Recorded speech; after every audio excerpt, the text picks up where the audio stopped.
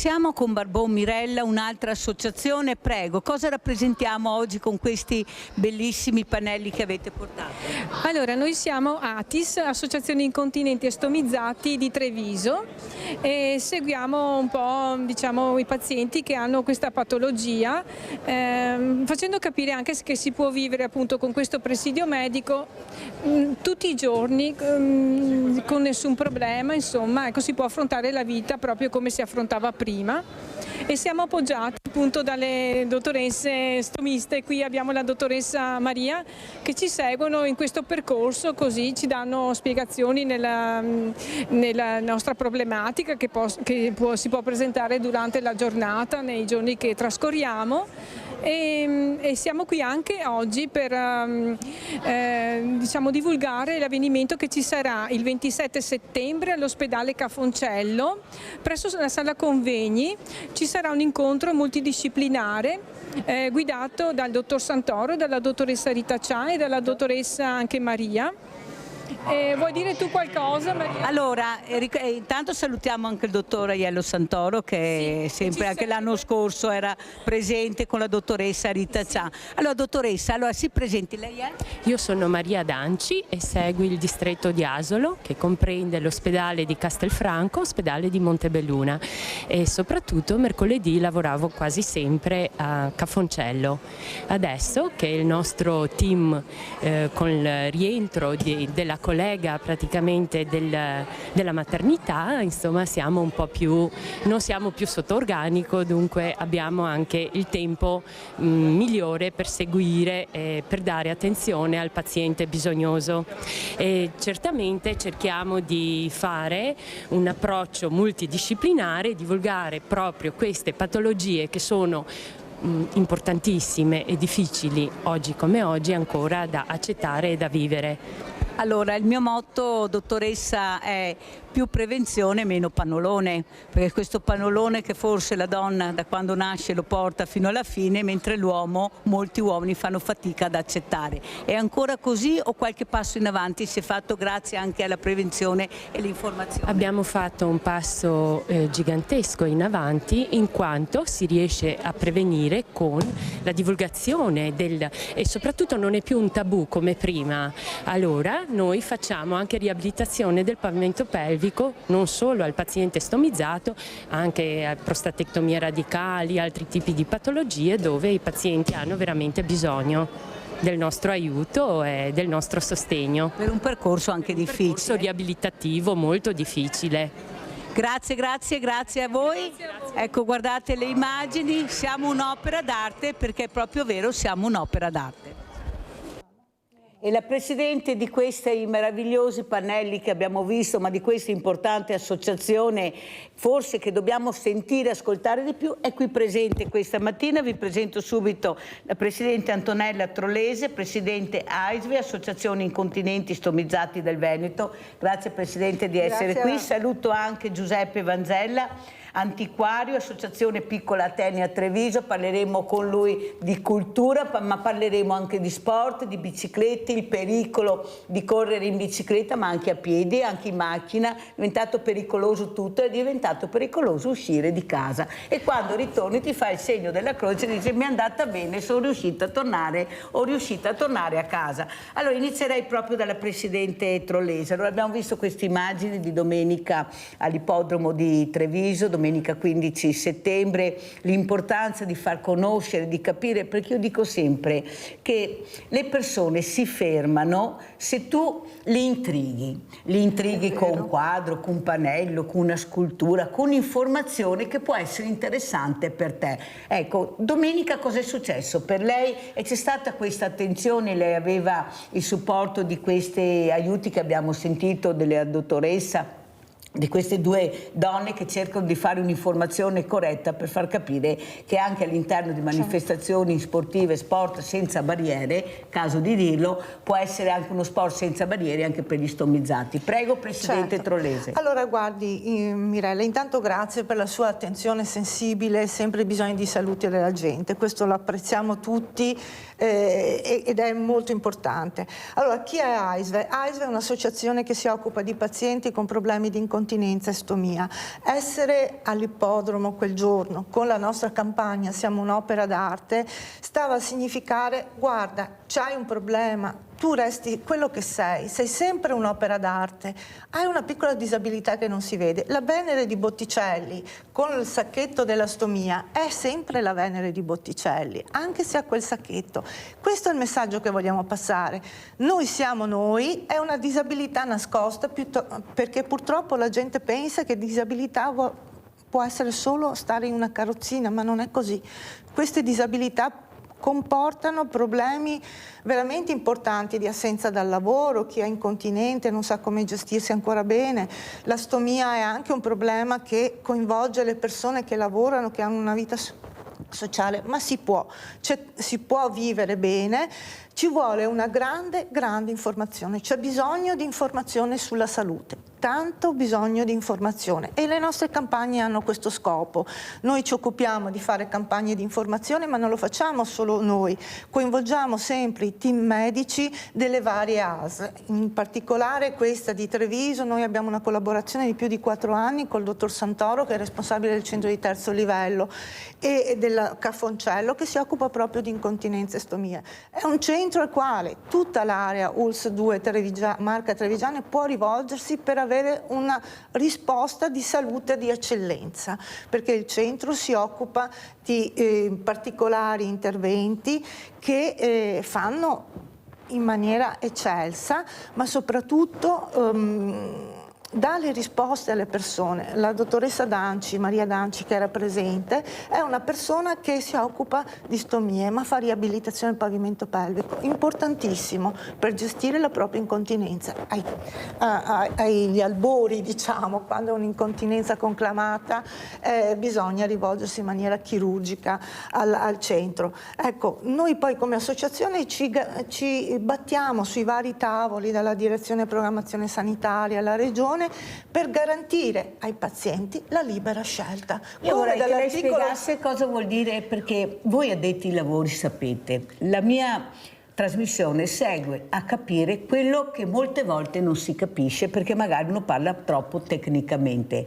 Pavimentazione pelvica, cosa vuol dire? Pavimentazione pelvica è una parte del bacino che si può, diciamo allenata, esattamente come fa uno sportivo, allenata può aiutare la persona a gestire piccoli problemi di incontinenza, ad esempio le donne nel postpartum che hanno delle piccole perdite. Facendo questo tipo di esercizio, che è un po' difficoltoso, ma quando hai capito il meccanismo veramente uno si gestisce abbastanza bene e può ovviare a queste cose. Poi c'è l'incontinenza conclamata che invece ha bisogno di farmaci, ha bisogno di interventi, ha bisogno di diagnostiche particolari.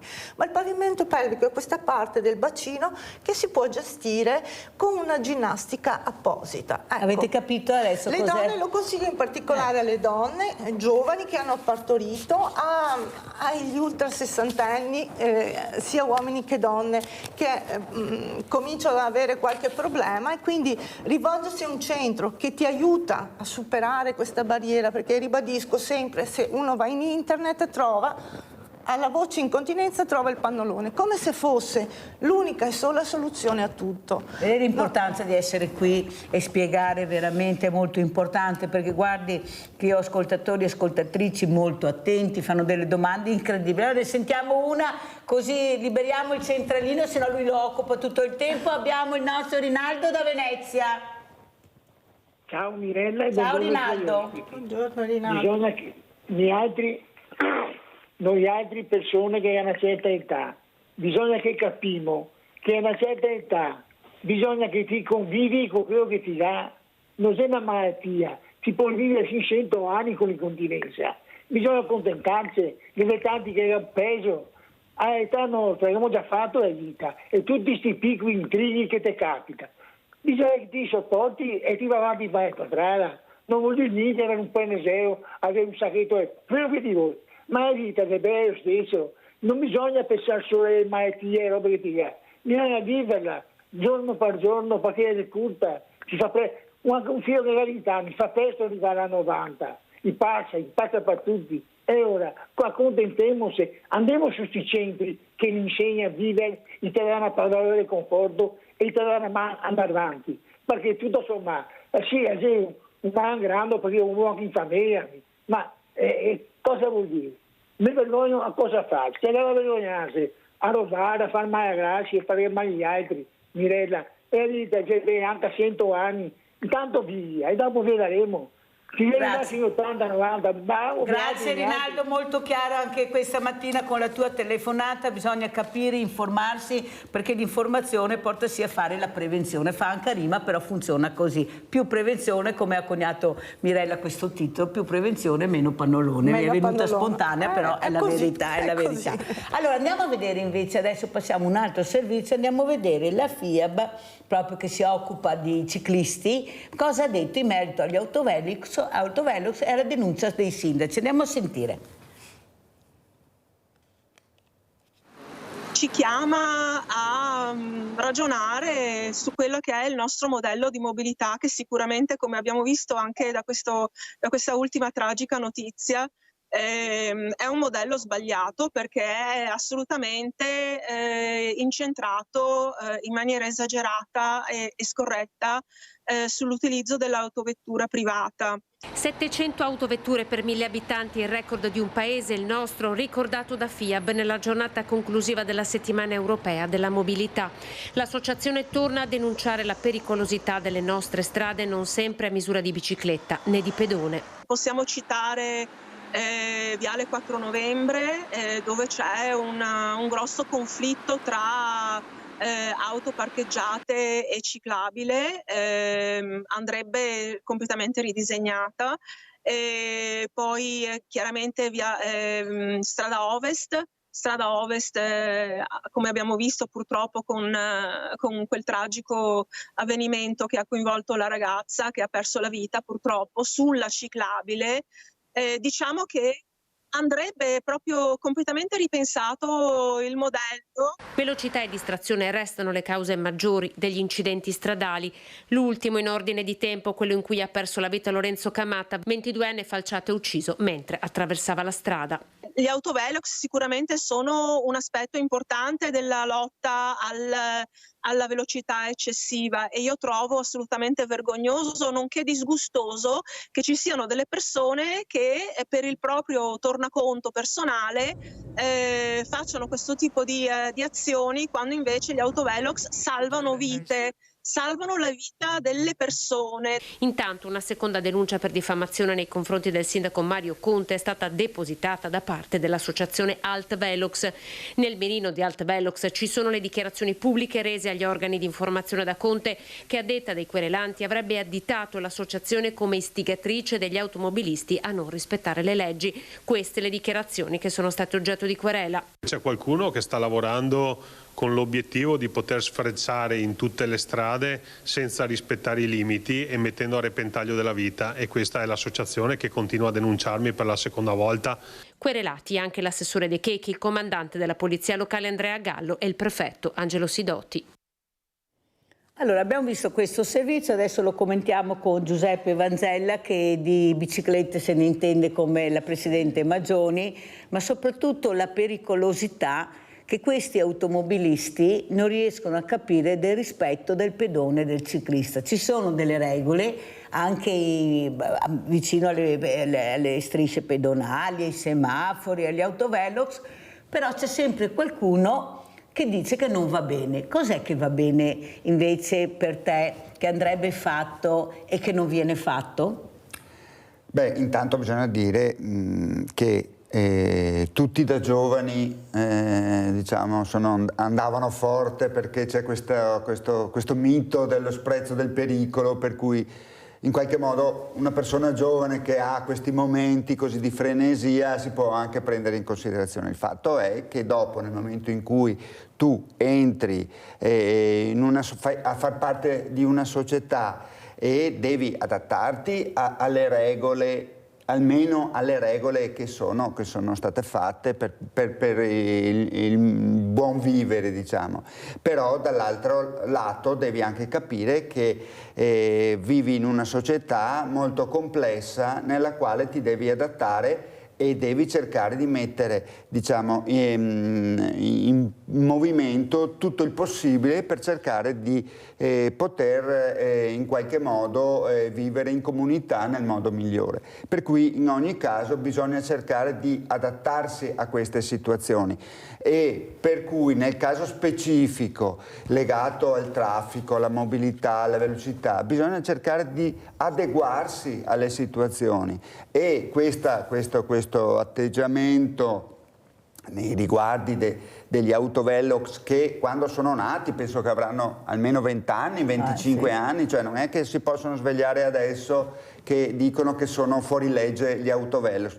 Gli autovelox ci possono essere, io cerco di difendere, di spezzare una lancia un po' per tutti, ci possono essere dei casi nei quali l'amministrazione comunale di un paese può aver cercato di fare cassa oppure distogliere i fondi che sono arrivati attraverso le multe degli autovelox per spese non legate alla mobilità ma per altre spese, però a un certo punto bisogna che tutti facciano la loro parte, assolutamente, per cui il discorso non è semplice, perché tutti quanti cercano di uscire dal seminato per il proprio interesse personale, cioè di andare più forte, di cercare di evitare di seguire quelli che sono i regolamenti insiti nel codice della strada,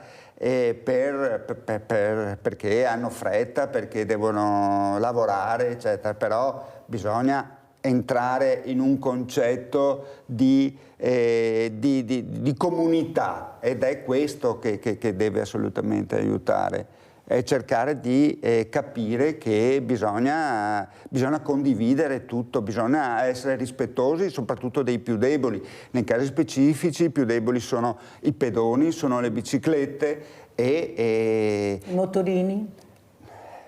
Tutti, anche le moto, cioè bisogna pensare che se noi abbiamo in un anno almeno 200 morti in bicicletta, ce ne sono circa 700-800 in moto. Sul discorso dei motociclisti si può anche cercare di puntualizzare, perché insomma ci mettono molto anche del loro. E nel caso dei pedoni, dei ciclisti, è una strage. Cos'è, Beppe Vanzella, che ti preoccupa di più quando esci al mattino con la tua bicicletta, perché tu sei uno che pedala, che fa chilometri? Cos'è che vedi quando ritorni? Cosa pensi? Cioè io sono uno che per cercare di stare bene fisicamente fa 14-15 mila chilometri con la bici da corsa all'anno. Per una persona della mia età e per me che sono un cicloturista o poco più, diciamo, è molto. Fisicamente sto bene, però quello che mi preoccupa è che il pensiero mio quando parto, quei 3-4 giorni che dedico alla settimana alla bicicletta, è che so che sto partendo, non so come tornerò. E questo ve lo assicuro che succede sempre. Come dico ai compagni, agli amici con i quali facciamo queste uscite durante la settimana, dico sempre: voi magari in questo momento non sapete perché, però mettete un cielo alla Madonna appena arrivati, perché chissà cosa potrebbe essere successo per una questione di frazione di secondo, perché le strade sono quello che sono. Logicamente quando si esce in bicicletta si cerca di seguire dei percorsi, evitare le strade molto pericolose, però magari qualche tratto c'è sempre, per cui bisogna stare attenti. Il problema è che non è neanche la velocità, devo essere sincero, è intanto la scarsa conoscenza del codice della strada da parte di chi guida, cioè la scarsa conoscenza, perché continuamente ci rendiamo conto, e dopo, soprattutto adesso con l'uso del telefono cellulare in auto, la distrazione cioè la fa da padrona. Sì, non è un discorso. Quello della velocità, a mio avviso, è un fatto meno preponderante rispetto ad altre. Alla distrazione? Sì, alla distrazione, oppure appunto la scarsa conoscenza, perché ormai la danno.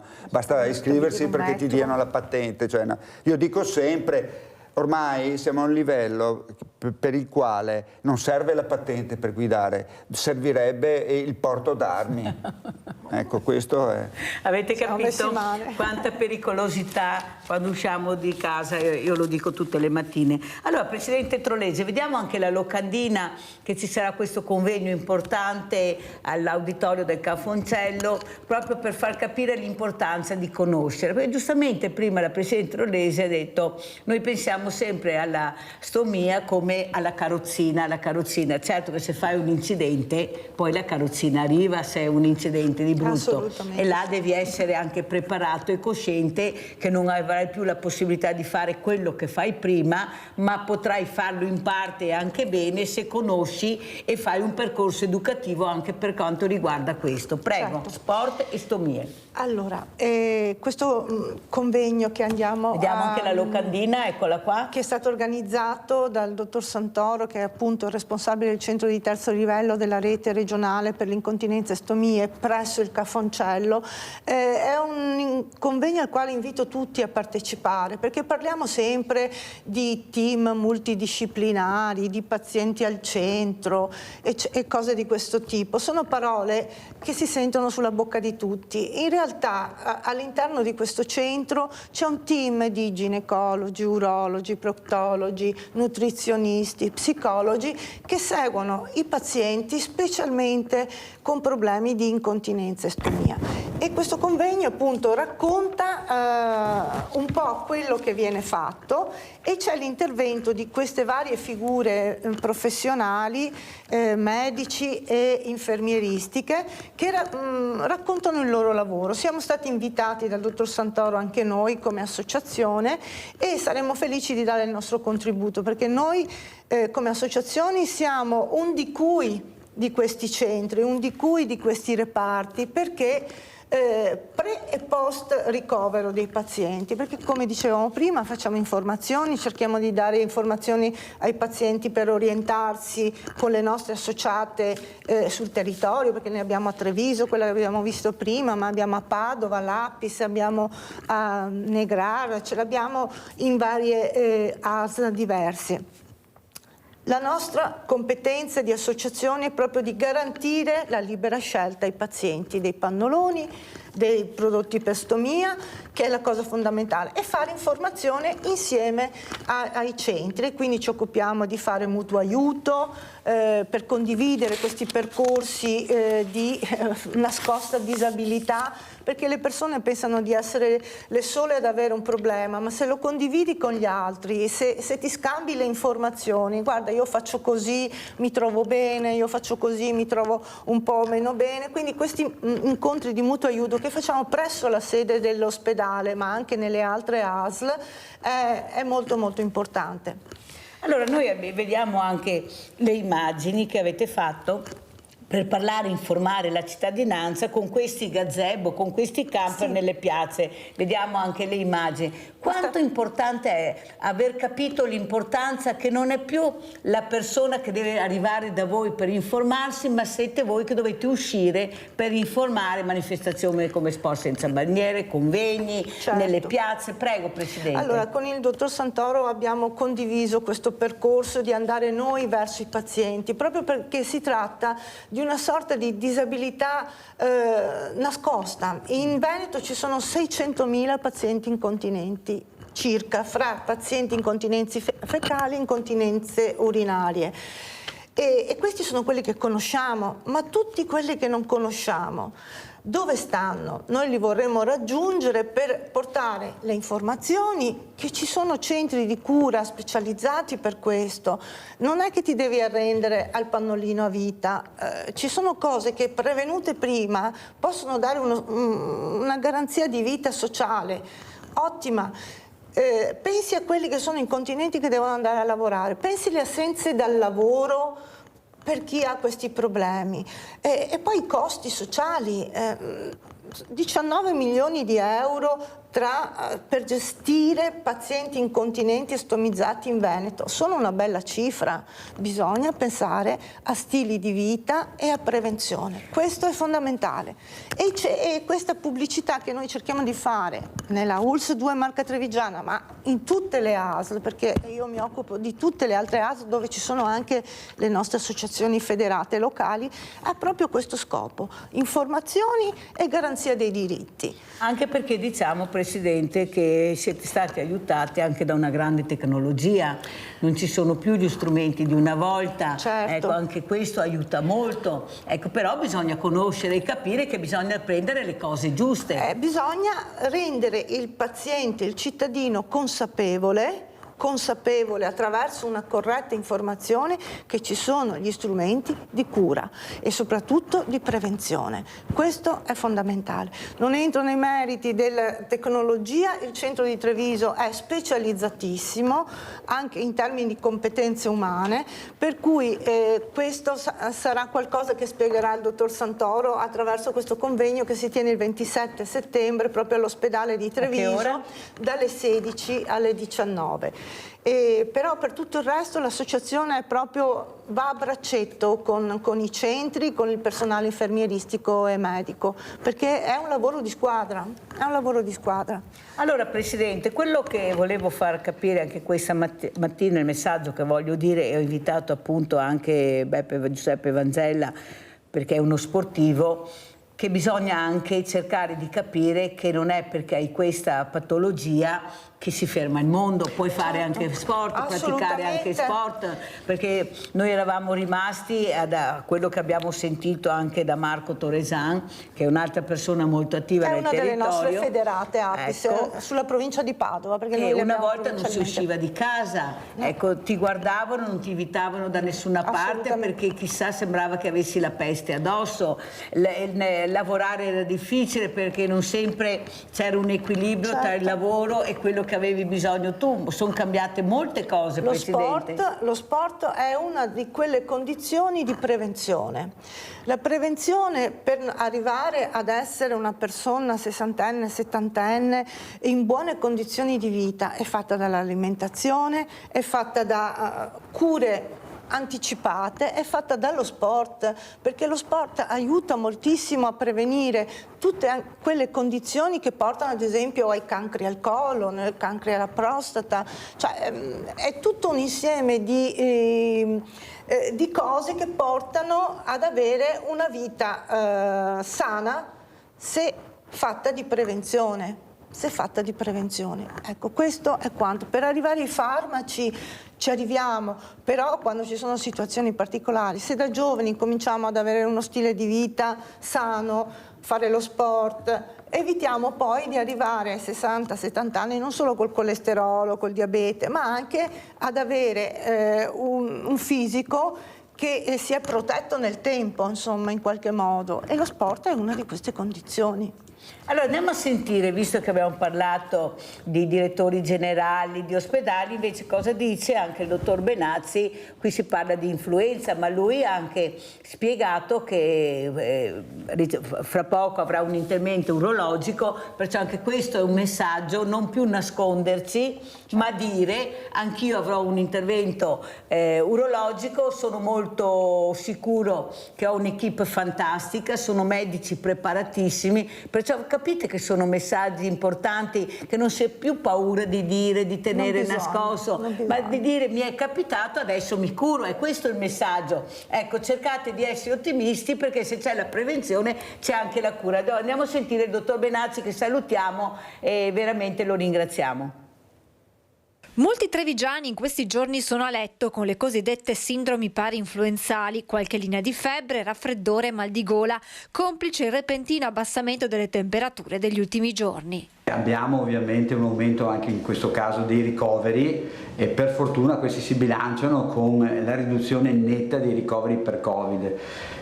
Abbiamo solo 5 persone ricoverate contro le 30 la settimana che avevamo, e invece sono aumentate quelle delle sindromi parainfluenzali, che hanno tosse, chiaramente sintomi simili, sindromi respiratori anche importanti, perché qualcuno è anche ovviamente in semi-intensiva. Al momento invece non si registrano ancora casi di influenza stagionale. L'ULSS 2 è in attesa di avere comunicazione da parte della Regione per l'avvio della campagna vaccinale. Dovremmo iniziare la campagna vaccinale il 7 di ottobre, coinvolgendo come sempre medici di famiglia, pediatri di libera scelta e farmacie di servizi, nonché ovviamente i nostri ambulatori. Vaccino antinfluenzale che potrebbe essere somministrato in un'unica seduta con quello anti-Covid. E a proposito di Covid, Benazzi si complimenta con direttori e operatori delle RSA per il grande lavoro di prevenzione fatto nelle strutture. Su 12.000 persone che sono nelle residenze sanitarie assistite, nelle case di riposo, tra operatori e ospiti, solo 5 sono positivi al Covid.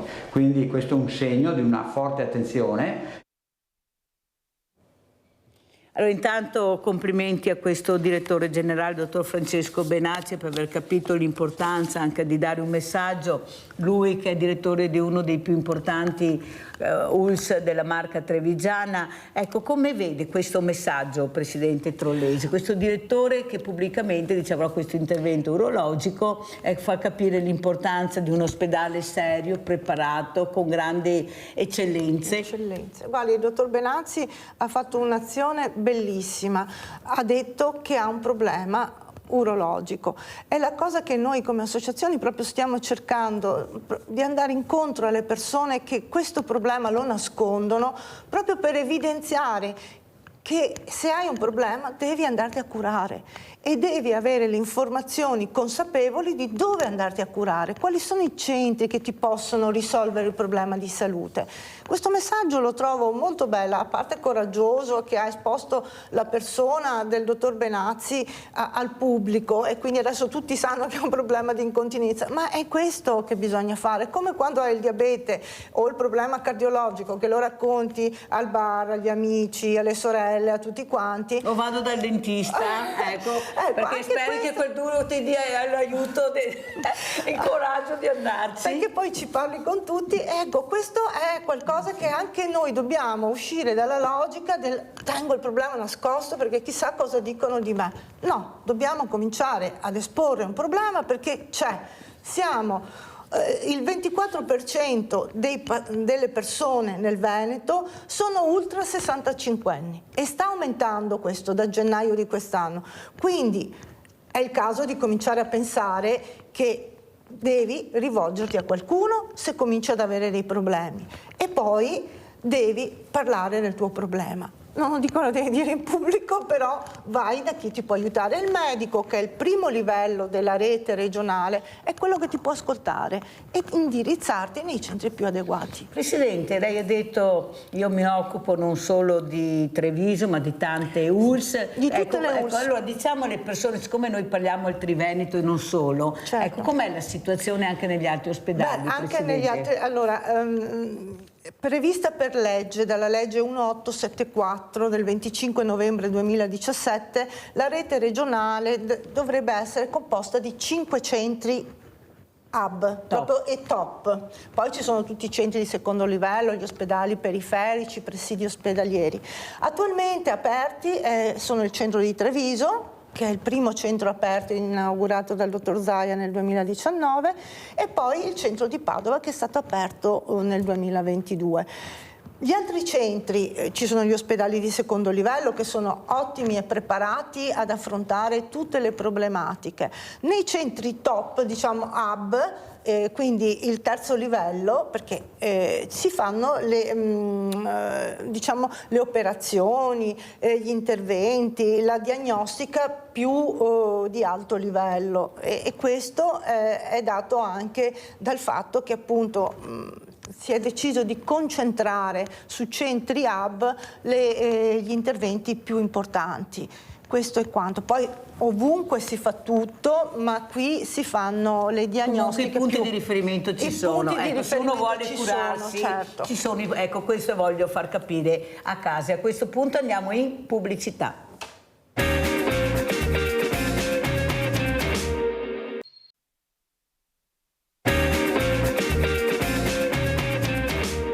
cambiamo argomento, ma però è un argomento sempre, sapete che Mirella ha il filo di Arianna sulle storie che presenta. Allora andiamo a vedere queste foto di questa mostra Gente di Treviso. Eccole qua. Perché le faccio rivedere? Perché è la nostra storia, è il nostro passato che deve diventare il futuro. Il futuro cos'è? Il ricordo che queste persone hanno lasciato a tanti trevigiani e non solo, ma soprattutto mancano queste persone all'interno dei centri storici. Non parlo solo di Treviso, ma anche in altre realtà, che però Beppe Vanzella ha saputo cogliere l'attimo di queste persone, anche con queste foto importanti che sono state esposte nel centro storico di Treviso, non all'interno di palazzi ma nelle piazze, ed è stata una cosa importante perché è anche la nostra storia. Queste sono le persone che hanno fatto conoscere anche Treviso. Prego Beppe Vanzella. Beh, intanto ti ringrazio per questa che è una sorpresa, non mi aspettavo che tu tirassi fuori di nuovo il mio libro Gente di Treviso, che ormai è datato, diciamo, che è del 2004, e per cui ha i suoi anni. E in qualche modo cosa posso dire? Sono stato preso di sorpresa. Grazie anche alla nostra regia, Andrea Basso. Beh, intanto devo dire che questo libro, che ha avuto negli anni in cui è uscito un grandissimo successo di vendita in libreria, almeno in ambito trevigiano ed anche fuori, anzi grazie al giornalista della Repubblica Gianni Mura, che mi mise a fine anno nel suo report per i 100 italiani più importanti dell'anno, e per cui riuscì un po' a venderne da Aosta a Palermo. Perché? Perché in fondo, io dico sempre, è un libro che appartiene a un'altra epoca, perché è un'altra epoca quella in cui noi e queste persone vivevano. È un'epoca dove il rapporto umano, il rapporto tra l'individuo, il rapporto anche culturale di una città era diverso. Vediamo anche la bicicletta qui, tanto visto che sì, parliamo anche di biciclette, Pino, perché questi erano personaggi quella che di Pino, ecco, raccontiamo la storia di Pino, dai, brevemente. Era un personaggio particolare che arrivava, lui faceva il pittore, dipingeva, ma non l'artista, faceva il pittore, dipingeva le case, e alla sera arrivava in quei luoghi che erano le agorà cittadine, cioè i piccoli luoghi di incontro che erano soprattutto le osterie di periferia, ma anche quelle del centro. Lui arrivava in uno dove io andavo spesso, e arrivava con la sua bicicletta, così, queste persone semplici, queste persone che vivevano intensamente una vita che magari economicamente era povera, però è una vita di altissimo livello dal punto di vista emotivo e sociale, perché questi riuscivano a capire, persone semplici riuscivano a capire, avere la sensibilità di capire come rapportarsi con le persone. Loro davano il meglio di loro stessi. Noi magari eravamo giovani, per cui approfittavamo un po' di queste persone, perché ci coglievano sempre di sorpresa con la loro sensibilità, con la loro spontaneità. E questo Pino, delle volte a mezzanotte, gli facevamo fare il record a cronometro intorno alle scuole Manzoni. Allora non c'era il traffico di adesso, per cui era tutto molto più semplice. Allora lui, che arrivava vestito ancora da lavoro perché era appena tornato, si toglieva la giacca, la camicia, e per guadagnare peso, però lo metteva sul portapacchi della bicicletta. E allora naturalmente trovavamo sempre un competitore, uno degli amici che anche lui in bicicletta, allora faceva il primo giro e gli dicevamo il tempo, ha fatto 14, cioè 1 minuto e 14. E allora Pino si concentrava, lui prendeva la bici, faceva il giro e faceva, ah che peccato, 1 minuto e 15 secondi. E allora ogni volta che arrivava alla sera magari si allenava, arrivava, sono allenato per fare... E allora una volta abbiamo fatto a lui il record, tutto fittizio, tutto inventato, e allora gli abbiamo fatto il record, allora abbiamo preso una coppa di un torneo di bocce che c'era sul bar là, e gli abbiamo dato la coppa del vincitore. Lui era strafelice, era una persona. Sai perché ti ho fatto semplice. questa domanda, Beppe Vanzella? Perché ecco il filo di Arianna con le baby gang. Cioè, una volta eravamo giovani, siamo stati giovani tutti, e prendevamo anche in giro, come hai detto tu, cioè queste figure un po' fragili erano anche il nostro gioco. Eravamo però alla cattivi fine, anche noi, sì, ma eravamo diversamente cattivi. No, eravamo il rispetto. Alla fine c'era il rispetto. Quando vedevi che avevi oltrepassato il limite, la cosa che facevamo era di prendere questa persona, abbracciarla, offrirgli un'ombra, un caffè, però sapevamo che eravamo andati oltre e riparavamo con le scuse ufficiali. Ecco perché il filo perché questo non avviene più. È il senso del limite, hai capito? Che in questo momento penso possa mancare, non a tutti i ragazzi giovani certamente, perché adesso c'è questo mélange culturale e etnico anche, che porta a mio avviso a una valorizzazione anche, perché nel mélange esce il meglio, però alla fine tante persone hanno vissuto o fanno parte di famiglie che hanno dei limiti nel rapporto con gli altri differenti, diversi. In più, quello che a mio avviso ha inciso moltissimo è questa trasformazione tecnologica della società, cioè sono entrati a gamba tesa nella vita comune degli strumenti che hanno trasformato moltissimo il modo di vivere, e la gente comune non riesce ancora a gestire questi strumenti. Parlo soprattutto dei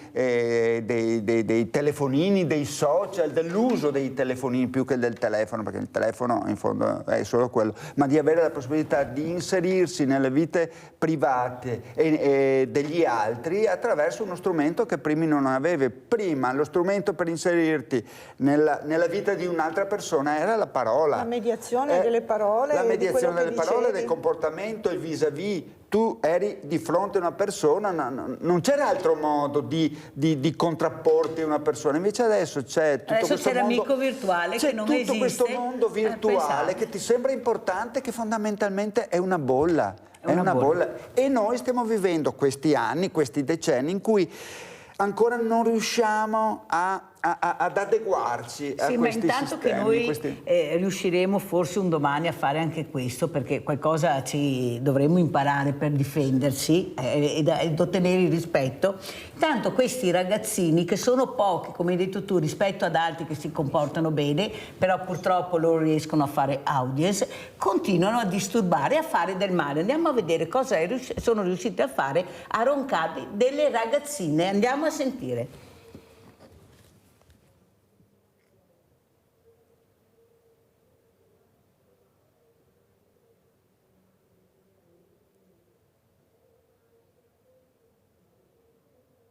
Io ho visto questi ragazzi, erano 3 ragazze e un ragazzo in mezzo alla strada fermi con l'auto, il ragazzo che filmava e loro che ballavano, e quando passavano delle auto erano le 5:30 di mattina, quindi non è che passavano tante macchine, però rallentavano perché ovviamente erano proprio in mezzo alla strada e loro addirittura si buttavano sulle auto.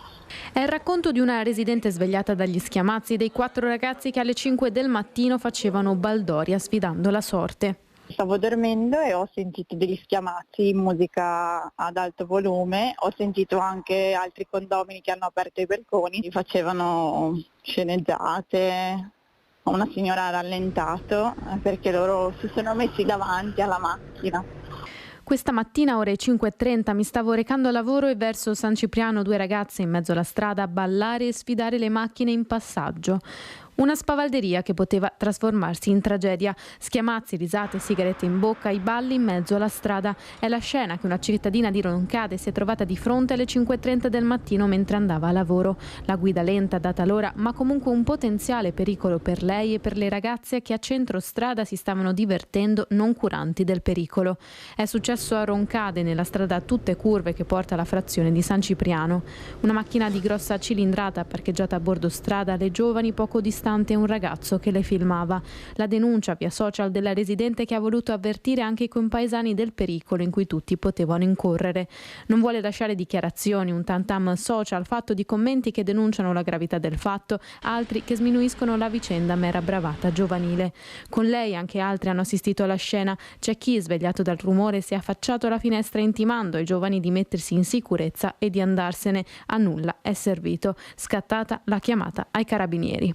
Ho appreso anch'io da alcuni cittadini di quanto è successo questa notte. Domani sentirò le forze dell'ordine per ricevere quelle che sono le testimonianze dei cittadini e per capire chi ha commesso questo fatto tramite la videosorveglianza e lettura varchi che abbiamo a Roncade. Fatto che non sarà quindi lasciato passare in sordina. Vuole andare a fondo il neoeletto sindaco di Roncade Marco Donadel nei giorni in cui la cronaca testimonia tanti giovanissimi vittime della strada. In questi giorni ci sono stati molti incidenti che hanno visto come vittime ragazzi molto giovani. Pertanto quella che può essere una bravata può rappresentare un vero e proprio pericolo di vita per se stessi e per gli altri. Vi invito a amarvi di più e amare la vita. Allora, Presidente Trollese, lei donna, mamma, problemi enormi, però le regole bisogna metterle a questi ragazzi, ecco, certo. Non si può pensare che questi ragazzi, che sono pochi, io lo dico tutte le mattine, rispetto a quelli che si comportano bene, che hanno delle famiglie anche, che hanno capito l'importanza delle regole, però riescono ad avere l'attenzione e quello che loro vogliono. Tanto qual è il problema? Cosa mi fanno? Se sono minorenne, problemi zero. Se vado a casa, forse, come dicevano i miei ospiti, qualche genitore riesce a capire che forse bisogna parlare e guardarli negli occhi, certo. Ma mi sembra che questo non avvenga. 5:30 di mattina faccio quello che voglio, poi tu fai l'incidente, ecco, magari questa ragazza si butta, tu la prendi in pieno, che hai problemi, e intanto dimostra tu che non l'hai vista, che è lei che si è buttata. Cioè, perché veramente siamo con le spalle al muro e loro invece hanno il gioco in mano. Questo è il vero problema, che loro sono riuscite, pochi, ad avere il gioco in mano. Hanno in mano le persone, i cittadini, le forze dell'ordine, i sindaci che non sanno più cosa fare, perché non è che possono mettere un poliziotto a ogni angolo, perché questi si spostano in continuazione. Cosa vuole dire, Presidente Trollese? In merito a questa abbiamo una gran bella gioventù. Peccato che purtroppo tanti ragazzi soffrono di una intensa solitudine perché non hanno dalla società un riscontro, come posso dire, di regole, di obiettivi, di visione del futuro. Io vedo un grande individualismo fra i giovani e questi ragazzi soffrono di una grande solitudine che si relega tutta a un cellulare dove lì c'è il loro mondo. C'è bisogno di parlare di più con i figli, di osservarli, di ascoltarli, ed è quello che noi genitori non sappiamo più fare bene, perché una volta andavi a casa, io mi ricordo gli scappellotti che mi prendevo se ritardavo, ma bisogna mettere delle regole. Le regole sono quello di cui loro hanno bisogno, te lo chiedono in diverse forme, però non siamo in grado più di darle, perché pensiamo che basta consolarli, che gli è successo qualcosa, che è una bravata, voto, che è una bravata, ma il fatto di segnalare chiaramente che tu hai fatto qualcosa che va contro il sociale, contro te stesso, contro la tua famiglia, questo non viene più recepito. Non siamo più in grado di trasmettere questi valori che mettono regole. Le regole ci vogliono, dal mio punto di vista ci vogliono, e le regole sono i valori che tu devi dare alla tua famiglia, ai tuoi figli,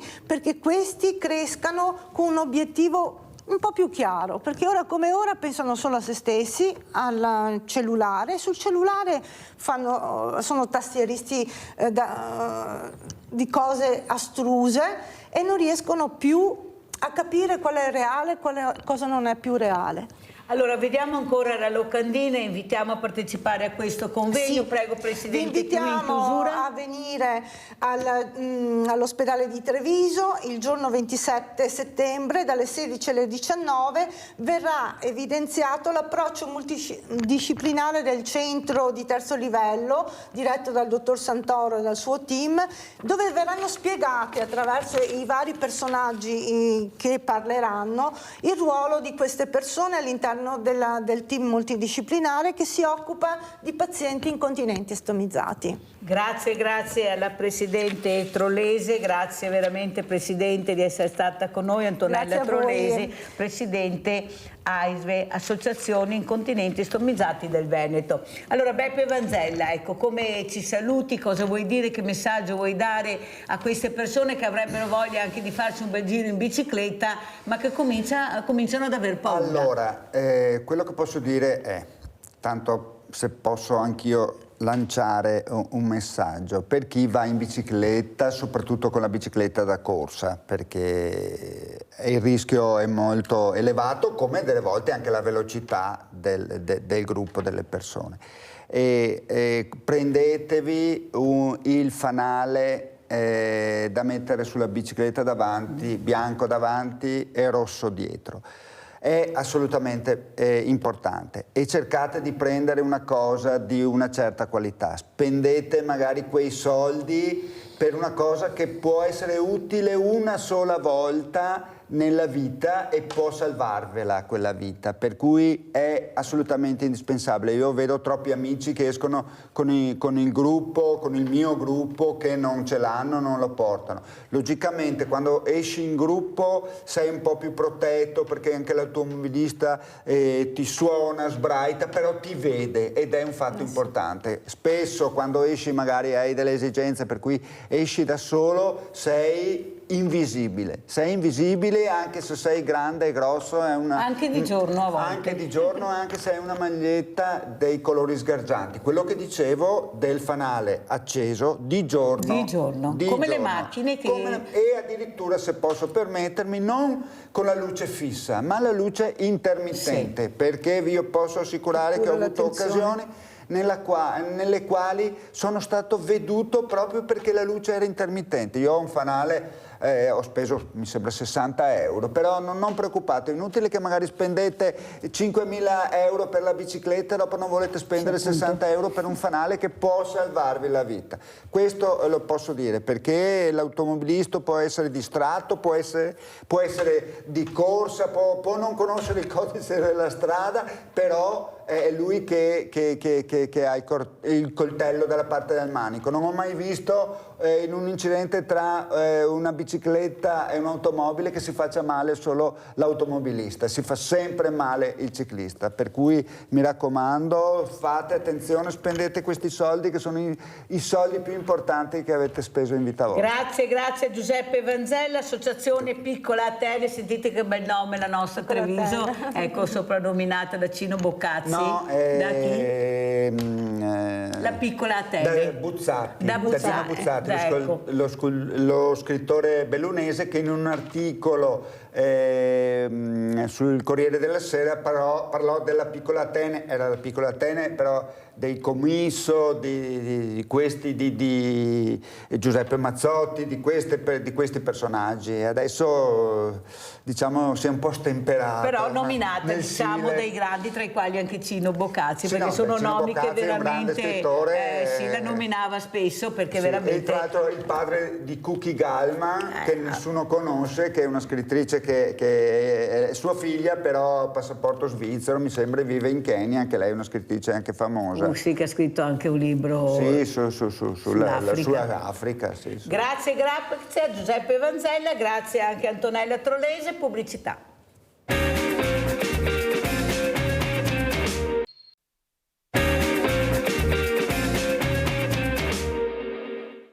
Io ho visto questi ragazzi, erano 3 ragazze e un ragazzo in mezzo alla strada fermi con l'auto, il ragazzo che filmava e loro che ballavano, e quando passavano delle auto erano le 5:30 di mattina, quindi non è che passavano tante macchine, però rallentavano perché ovviamente erano proprio in mezzo alla strada e loro addirittura si buttavano sulle auto. È il racconto di una residente svegliata dagli schiamazzi dei 4 ragazzi che alle 5 del mattino facevano baldoria sfidando la sorte.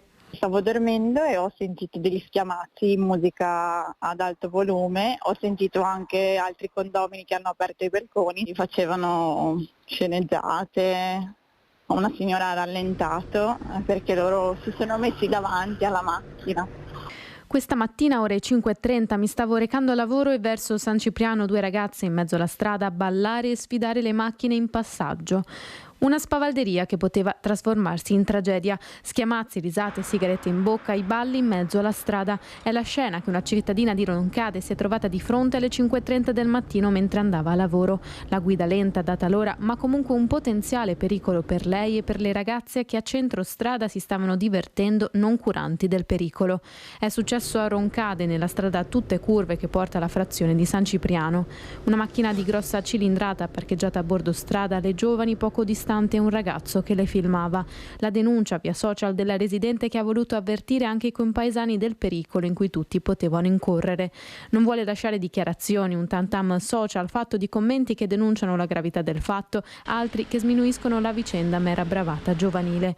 Con lei anche altri hanno assistito alla scena. C'è chi, svegliato dal rumore, si è affacciato alla finestra intimando ai giovani di mettersi in sicurezza e di andarsene. A nulla è servito. Scattata la chiamata ai carabinieri.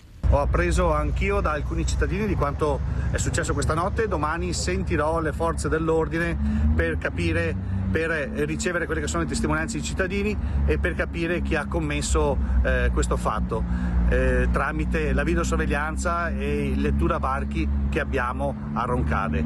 Fatto che non sarà quindi lasciato passare in sordina, vuole andare a fondo il neoeletto sindaco di Roncade Marco Donadel nei giorni in cui la cronaca testimonia tanti giovanissimi vittime della strada. In questi giorni ci sono stati molti incidenti che hanno visto come vittime ragazzi molto giovani. Pertanto quella che può essere una bravata può rappresentare un vero e proprio pericolo di vita per se stessi e per gli altri. Vi invito a amarvi di più e amare la vita. Allora, perché ho fatto vedere questo servizio? Perché dobbiamo parlarne di queste cose. Come dico tutte le mattine, non può essere che pochi ragazzi e ragazze tengano in pugno sindaci, forze dell'ordine, cittadini, scuola, insegnanti, medici. Allora vi saluto gli ospiti. Allora Giordano Casonato, direttore ente di formazione di Oderzo, grazie veramente direttore di essere qui. Saluto anche l'avvocato Angelica Giancola, criminologa, grazie anche a lei avvocato di essere qui. E saluto anche Chiara Luisetto, consigliere regionale del PD, grazie anche a Chiara Luisetto finalmente di essere qui, perché lei è in regione, forse qualcosa riusciremo a fare, perché io ho delle proposte e le dico subito.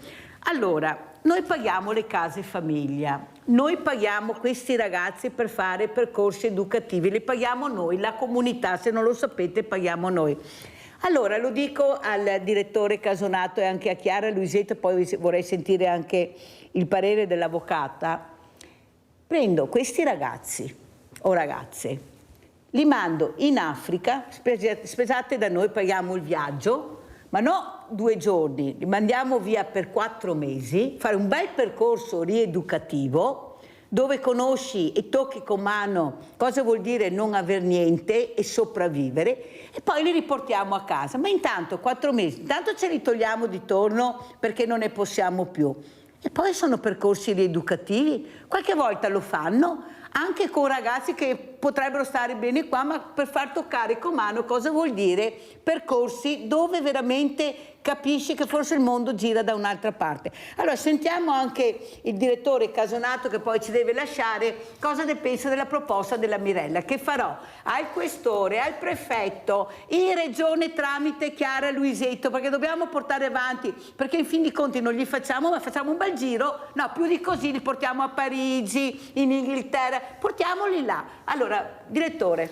Ma Io parto dall'esperienza che ha raccontato mio figlio, che è stato in Ghana 3 settimane e ha scelto di andare lì. Se scegli aiuti, non vorrei che dopo se portassi i problemi anche in Ghana o in Africa dove si vuole andare. Ma la cosa che è veramente utile, quindi che è valida nella proposta che fai, è che rendersi conto della differenza, l'impatto che c'è tra conoscere l'Africa e conoscere la nostra realtà è molto molto importante. E allora per questo dico che va preparato. Va preparato non solo in termini sanitari, quindi con le vaccinazioni e tutto, ma va preparato anche culturalmente. Cioè, prima di portarli 4 mesi, bisogna fargli comunque un percorso per prepararli a quello che trovano. Poi racconto un episodio molto simpatico che è successo a mio figlio.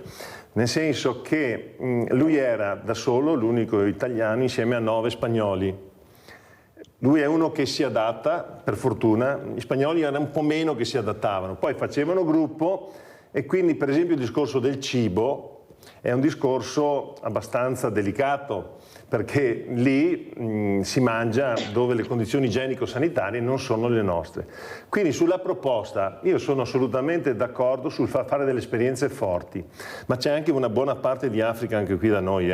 Ci sono delle situazioni anche nelle nostre zone, in alcune città, in alcune situazioni che meriterebbero quindi un progetto per gradi che li avvicina a questo.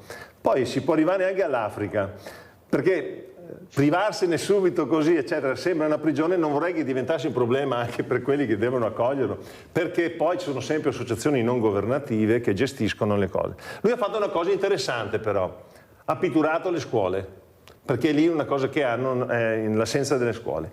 Quindi bisogna studiare un progetto, i 4 mesi possono essere un tempo sufficiente per fargli cambiare idea.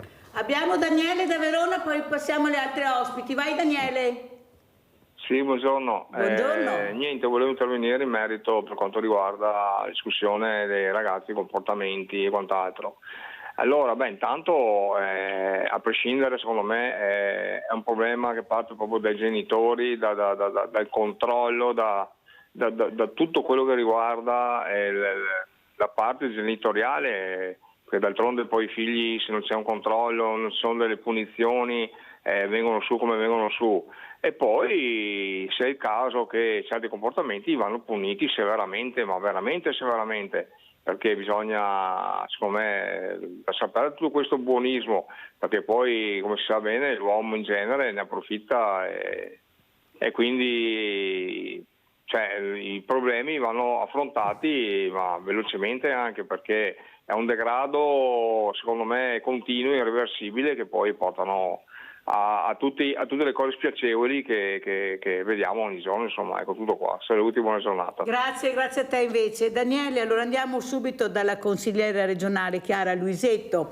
Sa Luisetto perché ho fatto questo? Perché ho l'esperienza di quello che dico. Siccome io non parlo a vanvera, perché non mi piace proprio. Allora, io ho avuto una ragazza, sopra le righe, di più, con una famiglia fragile, con una mamma che molte ragazze volevano, perché era proprio la mamma di una volta, però questa ragazza invece non serviva quel tipo di mamma, serviva una mamma con una famiglia e un padre ferreo, con delle regole, che lei non proprio se ne fregava, non rispettava a scuola un disagio, ma però non sopra le di più. Allora ho fatto questo percorso con me. La prima cosa che ho fatto, ho detto, quando l'ho vista senza neanche sapere chi era, gli ho detto: prima cosa dai un abbraccio a tua mamma e dai un bacio a tua mamma, cosa che svenga, perché chissà quanti anni era che non lo faceva più, però l'ha fatto, forse l'ho imbarazzata, non sapevo, in quel momento sono riuscita a farlo e ho guardato, solo che questa ragazza ha abbracciato la mamma, ma guardava per terra, non guardava la mamma, ma non importa, l'abbraccio era stato fatto.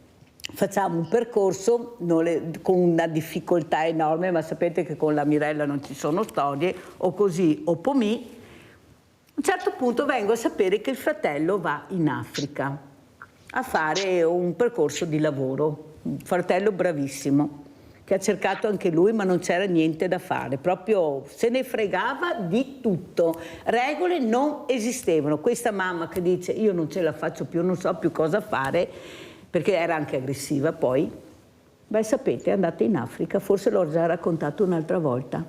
È andata in Africa accompagnata dal fratello perché faceva questo percorso di lavoro, è stata via diversi mesi. Voi dovreste vedere come è ritornata questa ragazza. Voi dovreste, tanto è vero che gli ho fatto fare la Madonna sul presepio vivente, ha fatto la Madonna, pensate voi, è tutto dire, no, perché bisogna raccontare questi percorsi, siccome dicono non si può, non si fanno, Ecco, questo è l'esempio di questa ragazza super ribelle, che non aveva regole, rispetto, valori. Toccare con mano, caro direttore, quello che è là e come è tornata e come si comporta. Forse ho avuto un'illuminazione, non lo so, Luisetto, però vogliamo agire invece di continuare a parlarci addosso, a fare tavoli di concertazione anche in provincia, in regione, dove non sono mai invitata, sono tagliata fuori perché dico queste cose, ma non me ne frega, il problema è che non riesco a portare avanti, ma ho la fortuna di avere le telecamere e la televisione, perciò chi se ne frega dei tavoli che non portano niente, lo dico agli onorevoli, ai senatori, ai consiglieri, agli assessori che ho ospiti. Cosa ne pensa Luisetto? Perché non ne possiamo più, non posso sentire l'anziano che ha paura di uscire alle 5 di sera a portare fuori le immondizie perché chissà cosa trova. Forze dell'ordine in imbarazzo, sindaci non sanno più cosa fare, ma stiamo scherzando, per poi un gruppo, direttore lei lo sa, che non sono tantissimi come sembrano, di personaggi che vogliono avere solo visibilità e basta. Prego Luisetto. Beh, se ti consola Mirella, intanto saluto gli ospiti, buongiorno e grazie dell'invito. Non veniamo coinvolti neanche noi come minoranze nei tavoli e questo dispiace sempre molto perché secondo me da tante teste con tante idee diverse come quella che è emersa stamattina qualcosa si può portare a casa di buono. Devo dire che le esperienze in situazioni di difficoltà, soprattutto all'interno della cooperazione internazionale, in Africa, in territori difficili, sono sempre esperienze che segnano i ragazzi, soprattutto perché si confrontano con chi davvero non ha nulla e chi vive magari con gioia anche quel nulla che non ha. E quindi mettersi davanti a realtà ben diverse è sempre, credo, formativo. Però esiste una possibilità qui che si chiama servizio civile nazionale e servizio civile, adesso grazie anche a un ordine del giorno che avevo presentato all'inizio dell'anno, è stato ripristinato questo servizio civile regionale nel quale tu decidi di fare un'esperienza o qualcuno accanto a te magari ti consiglia di fare un'esperienza come hai fatto tu con quella ragazza di cui ci raccontavi poco fa e un'esperienza come all'interno delle tante realtà sociali che ci sono nel territorio e che hanno bisogno estremo di volontariato. Sabato sono stata a Cassola all'inaugurazione del centro sollievo dove accolgono anziani con decadimento cognitivo, Alzheimer e gli fanno fare in diurnato una serie di attività e il presidente dell'associazione di volontariato diceva che 20 anni fa la media dei volontari aveva 40 anni e ne avevano di giovani. Oggi sono settantenni perché in parte sono gli stessi e non hanno un ricambio e facevano un appello ai presenti. Scusi se contrappongo, però lo sa come sono fatta e non ci sto mica, sì. Perché il servizio civile mi sta bene fatto a quei giovani che non hanno fatto niente e che li avviciniamo al mondo del volontariato. Ma sì. Quelli che sbagliano gravemente, ma molto gravemente, che creano danni alla comunità che dopo devono pagare i danni, questi li facciamo un bel percorso di mesi lontano dai loro genitori, perché poi questo ragazzo ritorna in famiglia, che lei dice, ritorna con i propri amici, perché quello è il giro, perciò non combiniamo niente. Questi ragazzi che delinquono, questi vanno fatti dei percorsi diversi. Gli altri sono d'accordo con lei, il servizio civile. Avvocata, cosa dice? Ma allora, guarda, intanto ciao Mirella e buongiorno agli ospiti. Tu sai quello che penso, gestendo anche da avvocato situazioni di violenza, no? Quindi gestisco i minori vittime di violenza, ma anche mi è capitato di dover affrontare una volta come avvocato difensore proprio un minore che è stato autore lui di reato. Allora, quello che tu dici di un percorso in una situazione dove si esce totalmente dalla zona comfort mi trova assolutamente a favore. Il problema, sai qual è, Mirella? Che magari dico una bugia, ma credo che molti genitori non siano d'accordo, perché ti devo dire la verità, quando anche le forze dell'ordine, no?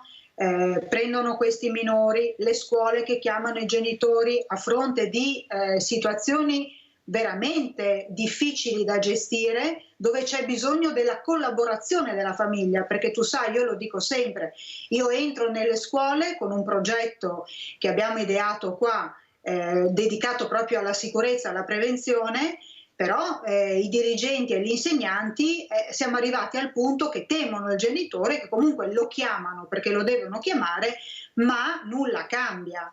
Per cui anche vedevo il video di presentazione, no? Cioè questi ragazzini alle 5:15 di mattina che fanno i balletti per strada e impediscono il passaggio, mettendo a rischio la loro vita, quando in questo momento veramente c'è poco rispetto, ma proprio rispetto in generale, ma soprattutto della propria vita e della vita altrui.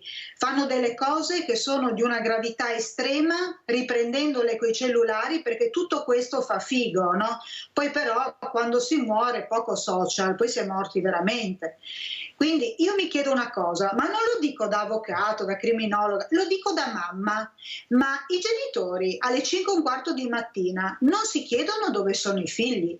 No, perché è vero che un figlio può uscire di casa presto per prendere la corriera, credo che alle 5:15 però insomma qualche dubbio, perché esci così presto, punto primo. Punto secondo, vorrei proprio sapere la reazione che avranno i genitori di questi ragazzi nel momento in cui si capirà chi sono, quindi verranno presi, ascoltati e di conseguenza chiamati i genitori. Allora avvocato, sentiamo subito, perché ci deve lasciare il direttore Casonato, cosa ne pensa di quello che ha detto sia Chiara Luisetto e anche l'avvocata Giancola. Ma, forse la parola chiave è progetto, nel senso che nei ragazzi, chiamiamoli speciali, o diversamente obbedienti, no? Perché ti rubo qualche bella espressione che usi. Questi diversamente obbedienti bisogna capire in che modo farli obbedire, e sono d'accordo, ci vogliono delle proposte forti, però dietro ogni proposta, mi sono abituato a fare progetti educativi, ci vuole un progetto. E il discorso dell'Africa lo considero un discorso importante, ma non per esportare i problemi agli africani, ma per riuscire a far capire che, vedendo una realtà completamente diversa, distante dai genitori, in cui posso dire, facendo sintesi di entrambi gli interventi, mi pare di aver capito che la responsabilità principale è dei genitori. Però dico anche da genitore che la società è diventata complessa. E Baden-Powell diceva alla fine dell'Ottocento, all'inizio del Novecento, quando ha fondato gli Scout, che vedeva queste flotte di ragazzi adolescenti che andavano per Londra, che avevano bisogno di un progetto dentro il quale valorizzare chi fa il leader e trascina anche gli altri, perché c'è l'effetto branco. Quindi qui abbiamo un effetto branco, cioè non dobbiamo pensare al singolo, dobbiamo pensare al fatto che non sono da soli a fare questa cosa, e questa unione tra 3-4 diventa forte, ma in questo caso diventa forte nel male. Allora la cosa interessante è capire se possiamo fare dei progetti dove diventa forte nel bene, non nel male. E una volta identificati, se ci sono reati, i reati vanno sanzionati. Il fatto che l'idea che, poverini, dobbiamo capirli, sì, ci sta dietro una logica, però che intanto la punizione la fai. È sempre stato così a scuola, benissimo, non discutiamo, la punizione c'è e non si discute, dopodiché dalla punizione cerchiamo di costruire un progetto. Questo secondo me è importante, quindi con l'aiuto di psicologi, avvocati... Che non mancano, No, i psicologi no, siccome non manca niente, posso aggiungere, magari qualche educatore, anche preti abbiamo tutto per fare il progetto. Il problema è che bisogna sederci con le persone che hanno interesse a portare avanti il progetto. Aggiungo solo una cosa, comunque questa dimostrazione di disagio che avviene in modo così forte, io credo che nasca anche da una scarsa attenzione all'ascolto che c'è nelle famiglie. E quindi imparare ad ascoltare i propri ragazzi, che vuol dire, ma alle 5:30 come fai a tornare a casa? Quindi non puoi ignorare questa cosa, no? Se la ignori c'è qualcosa che non va. Perché escono fino alle 5? Cosa trovano fuori? Ecco, secondo me questo merita attenzione educativa. Senta, direttore Casonato, visto che abbiamo la fortuna di avere questa consigliera regionale in trasmissione, cosa vorrebbe chiedere a questa consigliera? Lei che tocca con mano tutti i giorni la difficoltà anche vostra di fare questa formazione. Ma allora, da quello che ho capito, possiamo darle qualche suggerimento che porti qualche istanza alla Regione Veneto. Io ho un ente di formazione accreditato dalla Regione Veneto e la cosa più importante, l'ho già detto in altre trasmissioni, è che quando la burocrazia fa dimenticare le persone siamo arrivati a un punto che non va bene. E diciamo così, in linea generale, sia dal Ministero dell'Istruzione sia dalla Regione Veneto, le normative sono così tante, asfissianti, che a volte meno burocrazia e più tempo dedicato all'attenzione educativa, questo sarebbe molto importante. Poi devo anche essere onesto, si è fatto molto e si finanzia molto per supportare dei progetti per i giovani disoccupati e anche ormai più non giovani. E quello che è necessario fare dal mio punto di vista è comunque cercare di snellire di più le procedure, per esempio, che servono all'inserimento lavorativo, perché sono veramente complesse. Allora sentiamo la risposta di Chiara Luisetto, poi salutiamo il direttore Casonato. Prego Luisetto.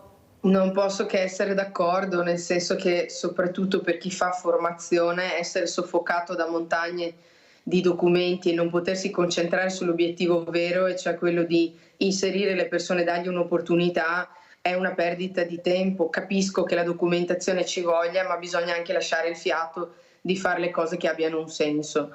Credo che soprattutto su obiettivi come quello degli obiettivi dell'occupazione, la garanzia occupazione lavoro, tutta una serie di progettualità, un'altra delle sfide sia non fare solo singoli progetti che iniziano e finiscono, ma se si vede che funzionano, dargli continuità, dare strutturalità ai progetti, altrimenti si rischia poi di perdere pezzi per strada. Lo vediamo nella formazione professionale, nell'artigianato, in alcune professioni che si stanno perdendo l'opportunità di costruire delle professionalità senza essere soffocati dalla burocrazia e magari con progetti di medio-lungo respiro, secondo me può aiutare veramente anche chi la formazione la fa. Quindi lo ringrazio di questo spunto e credo davvero che sia proprio come ce l'ha raccontata il direttore, insomma. Allora, grazie a Giordano Casonato che ci deve lasciare, direttore ente di formazione di Oderzo, ma sarà ospite ancora più avanti con noi. Grazie, buona giornata. Allora, sentiamo anche cosa dice l'avvocato Giancola. Avvocato o avvocata? Aspetta che chiedo, che non mi ricordo, per carità che non sbagli.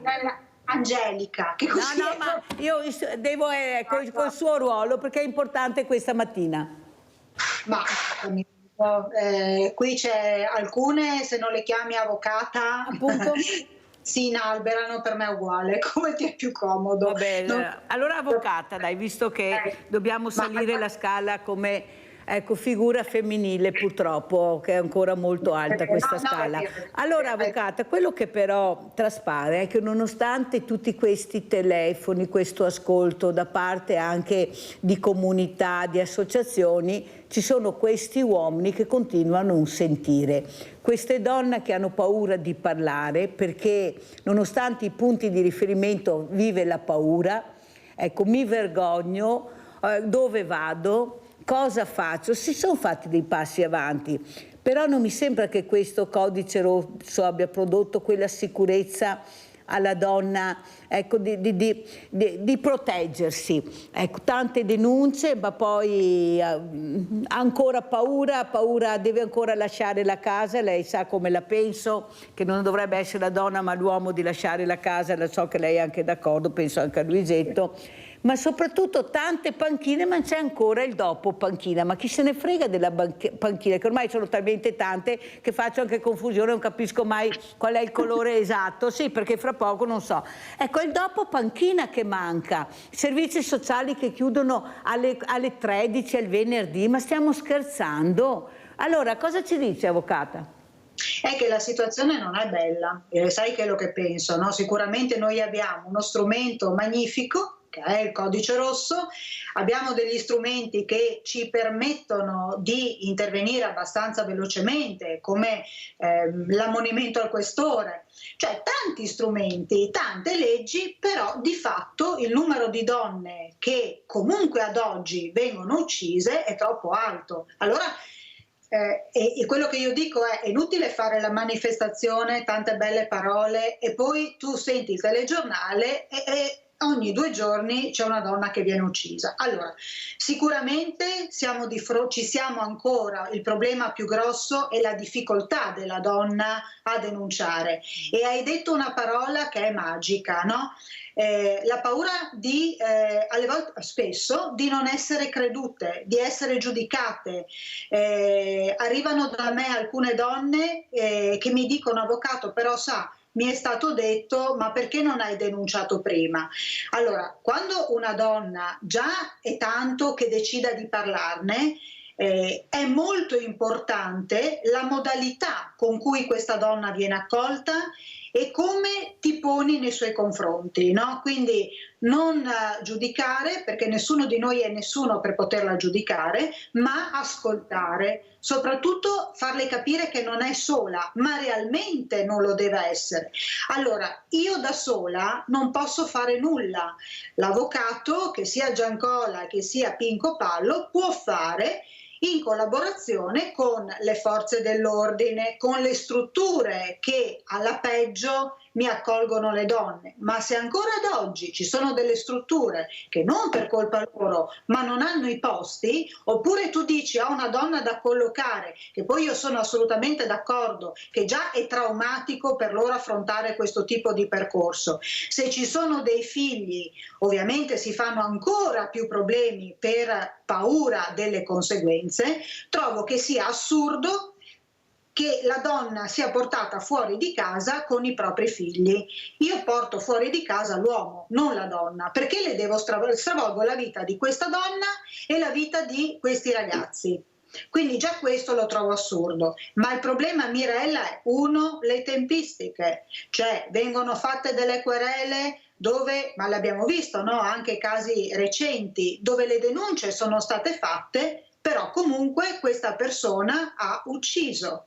Allora c'è una lacuna che non riusciamo assolutamente a colmare. Allora quello che io mi dico, invece di parlare tanto, no? Ognuno poi cerca di portare la sua, possibilmente si predilige alle volte l'effetto wow, ma non ce ne frega niente. Perché se alla fine della fiera mi ritrovo un numero così alto di donne che vengono uccise, e ti ricordo, Mirella, che vuol dire tanti ragazzini che rimangono orfani, perché quando la mamma non c'è più e il padre, se non si è tolto la vita, poi viene arrestato, rimangono orfani di 2 genitori.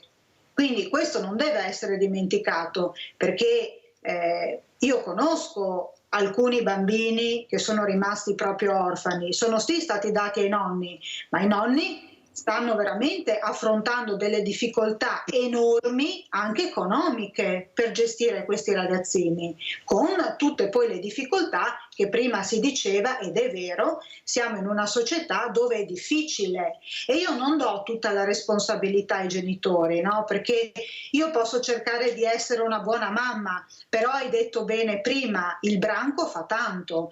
Per il ragazzo l'appartenenza al branco è di fondamentale importanza, quindi io faccio quello che mi viene chiesto, perché altrimenti mi escludono o magari fanno del male a me. Quindi pur di appartenere a quel gruppo faccio delle cose che preso singolarmente non farai mai, perché poi te lo dicono. Il problema qual è però? Che la responsabilità penale è personale, cioè agire in branco non è che ti scagiona, anzi è un aggravante, per cui ricadiamo poi anche proprio alla difficoltà, no, di queste donne a gestire i figli dopo che decidono di denunciare il papà. Guarda, poi Mirella, ultimamente ti devo dire che si sono rivolte a me delle donne che comunque continuavano a dirmi: però avvocato, ma lui è un buon papà, lui è affettuoso coi bambini, cioè quindi quasi a dover giustificarlo, no? Agli occhi di questi ragazzi, ma il papà però davanti a questi ragazzi non fa altro che denigrare la mamma, perché per questi ragazzini la mamma vale 0. Allora sentiamo come commenta Chiara Luisetto le parole dell'avvocato Giancola, soprattutto ecco l'importanza di capire che bisogna agire in qualche maniera, non possiamo più girarci dall'altra parte o blatterare, qui bisogna agire immediatamente visto le possibilità che abbiamo anche di farlo anche col mondo del volontariato. Prego Luisetto. Ha dato uno spaccato realistico di quello che succede. Guardi, io ho un convegno il 7 di ottobre con Valeria Valente, che è stata presidente della Commissione Femminicidi, proprio sugli orfani di femminicidio, che sono una realtà di cui si parla pochissimo, ma che vivono una fragilità enorme.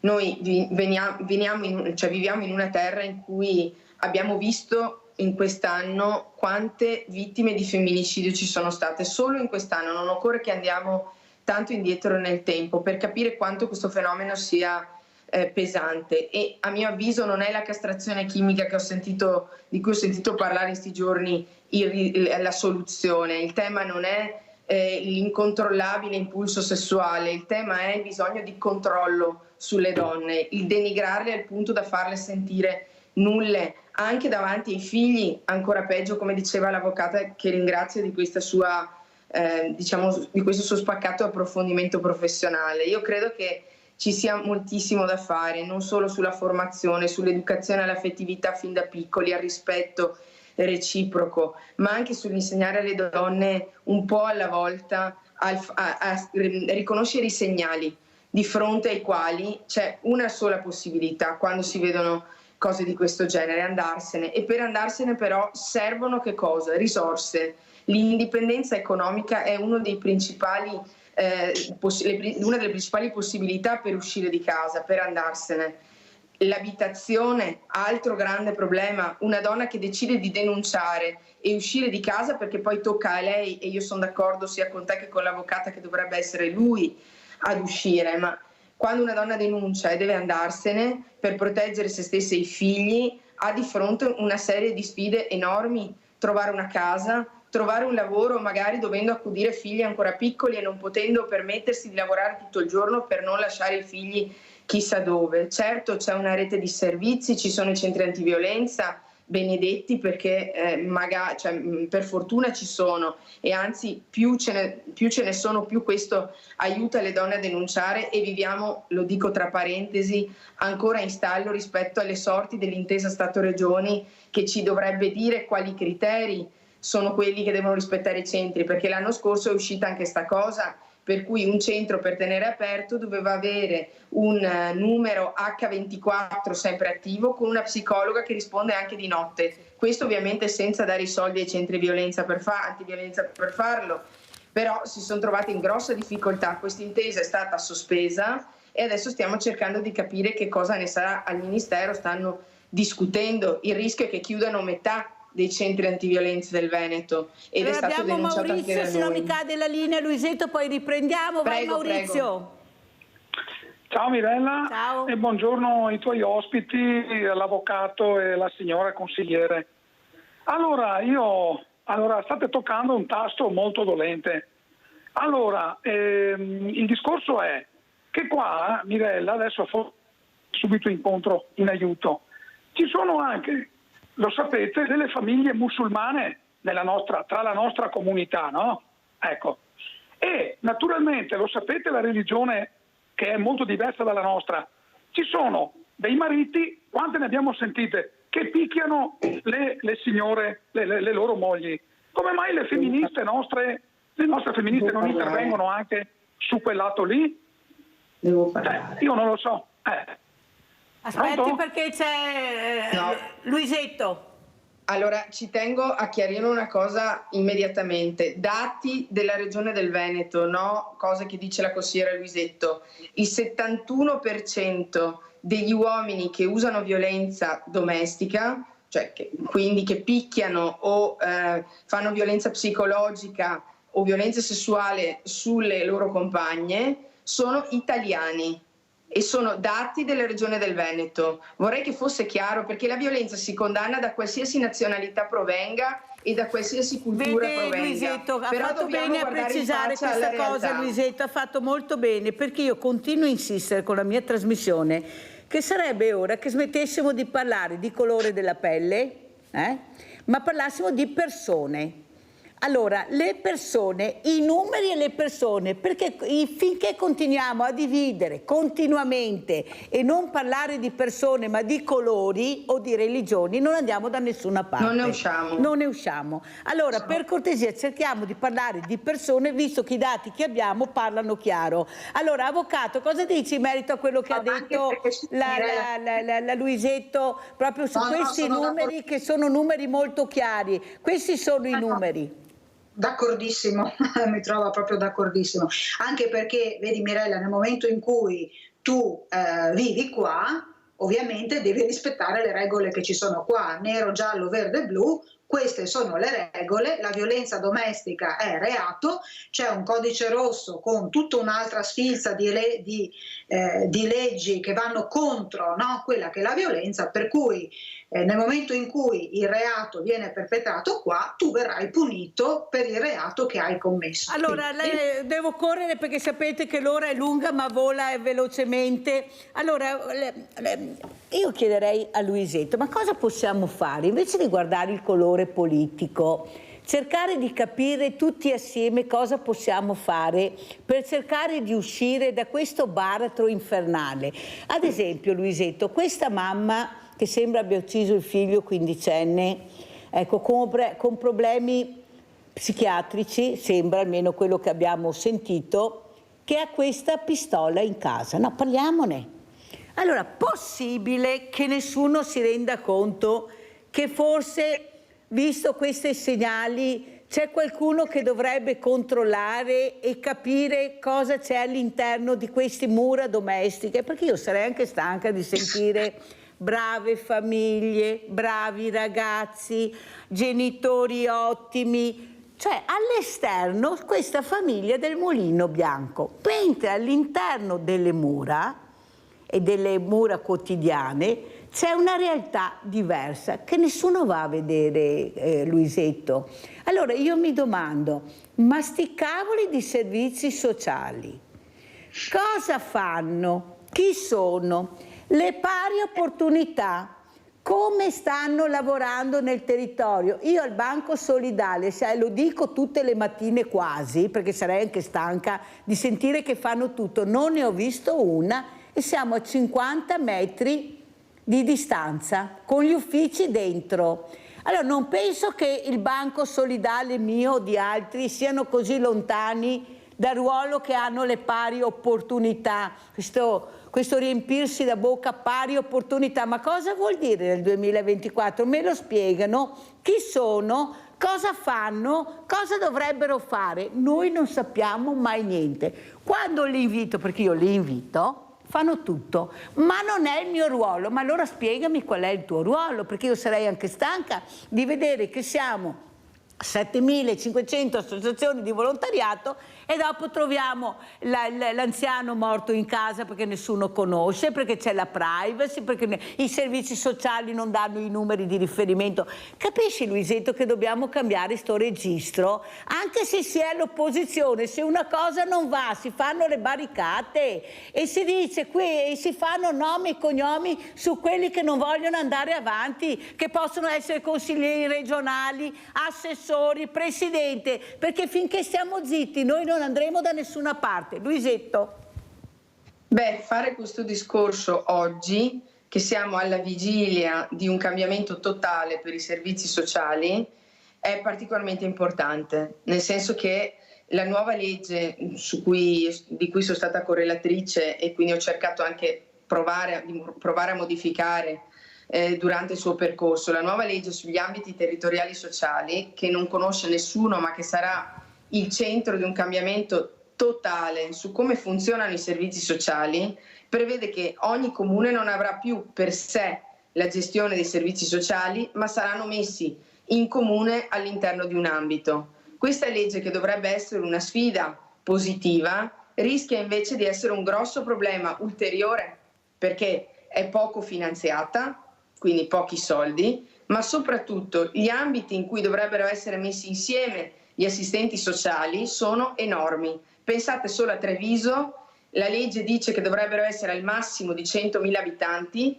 Treviso ne ha uno da 418.000 abitanti. Io non so le assistenti sociali del trevigiano come faranno a gestire un ambito del genere. Lo dico perché quando si fanno le norme e dopo bisogna calarle sui territori, si scontrano con quello che dicevi, Mirella, e cioè con la possibilità vera di dare o non dare risposte ai cittadini. Allora, se io ho un territorio che riesco a gestire e un tot di ore sufficienti, l'altra sera ero a Gugliaro, l'ex sindaco mi dice: noi abbiamo un assistente sociale 4 ore, una giornata, mezza giornata alla settimana. Cioè, ditemi che tipo di servizio si può dare. Allora, se gli ambiti potrebbero essere una soluzione perché mettono insieme tante teste, però devono anche dare le risorse ed essere nelle dimensioni per farlo. Se no, la prossimità, questa parola che stiamo perdendo tutti, si perde. Dico solo questa cosa, Mirella. Domani all'1:30 in Consiglio io presento una proposta di legge, e la proposta di legge per il riconoscimento e la valorizzazione e soprattutto il sostegno dei caregiver familiari, le persone che a casa, nel silenzio di quelle famiglie di cui parlavi poco fa, si prendono cura di una persona disabile, di una persona anziana, di una persona che da sola non ce la fa. Queste persone sono un esercito sconosciuto in Veneto, silenziosi. La CISL, i pensionati della CISL la settimana scorsa ha fatto uscire una ricerca in cui si dice che l'83% di queste persone si sente abbandonato dalle istituzioni e che più della metà di questi caregiver si trovano ad avere condizioni di salute fisica e psichica peggiorate dopo un tot di anni che seguono il proprio caro. È una scelta, ma è anche un obbligo a volte, perché non ci sono le risorse per avere qualcun altro. Sì, però vede, Luisetto, lei lo deve sapere questo. Noi abbiamo bisogno che fate chiarezza sul mondo del volontariato, chi è e cosa fa.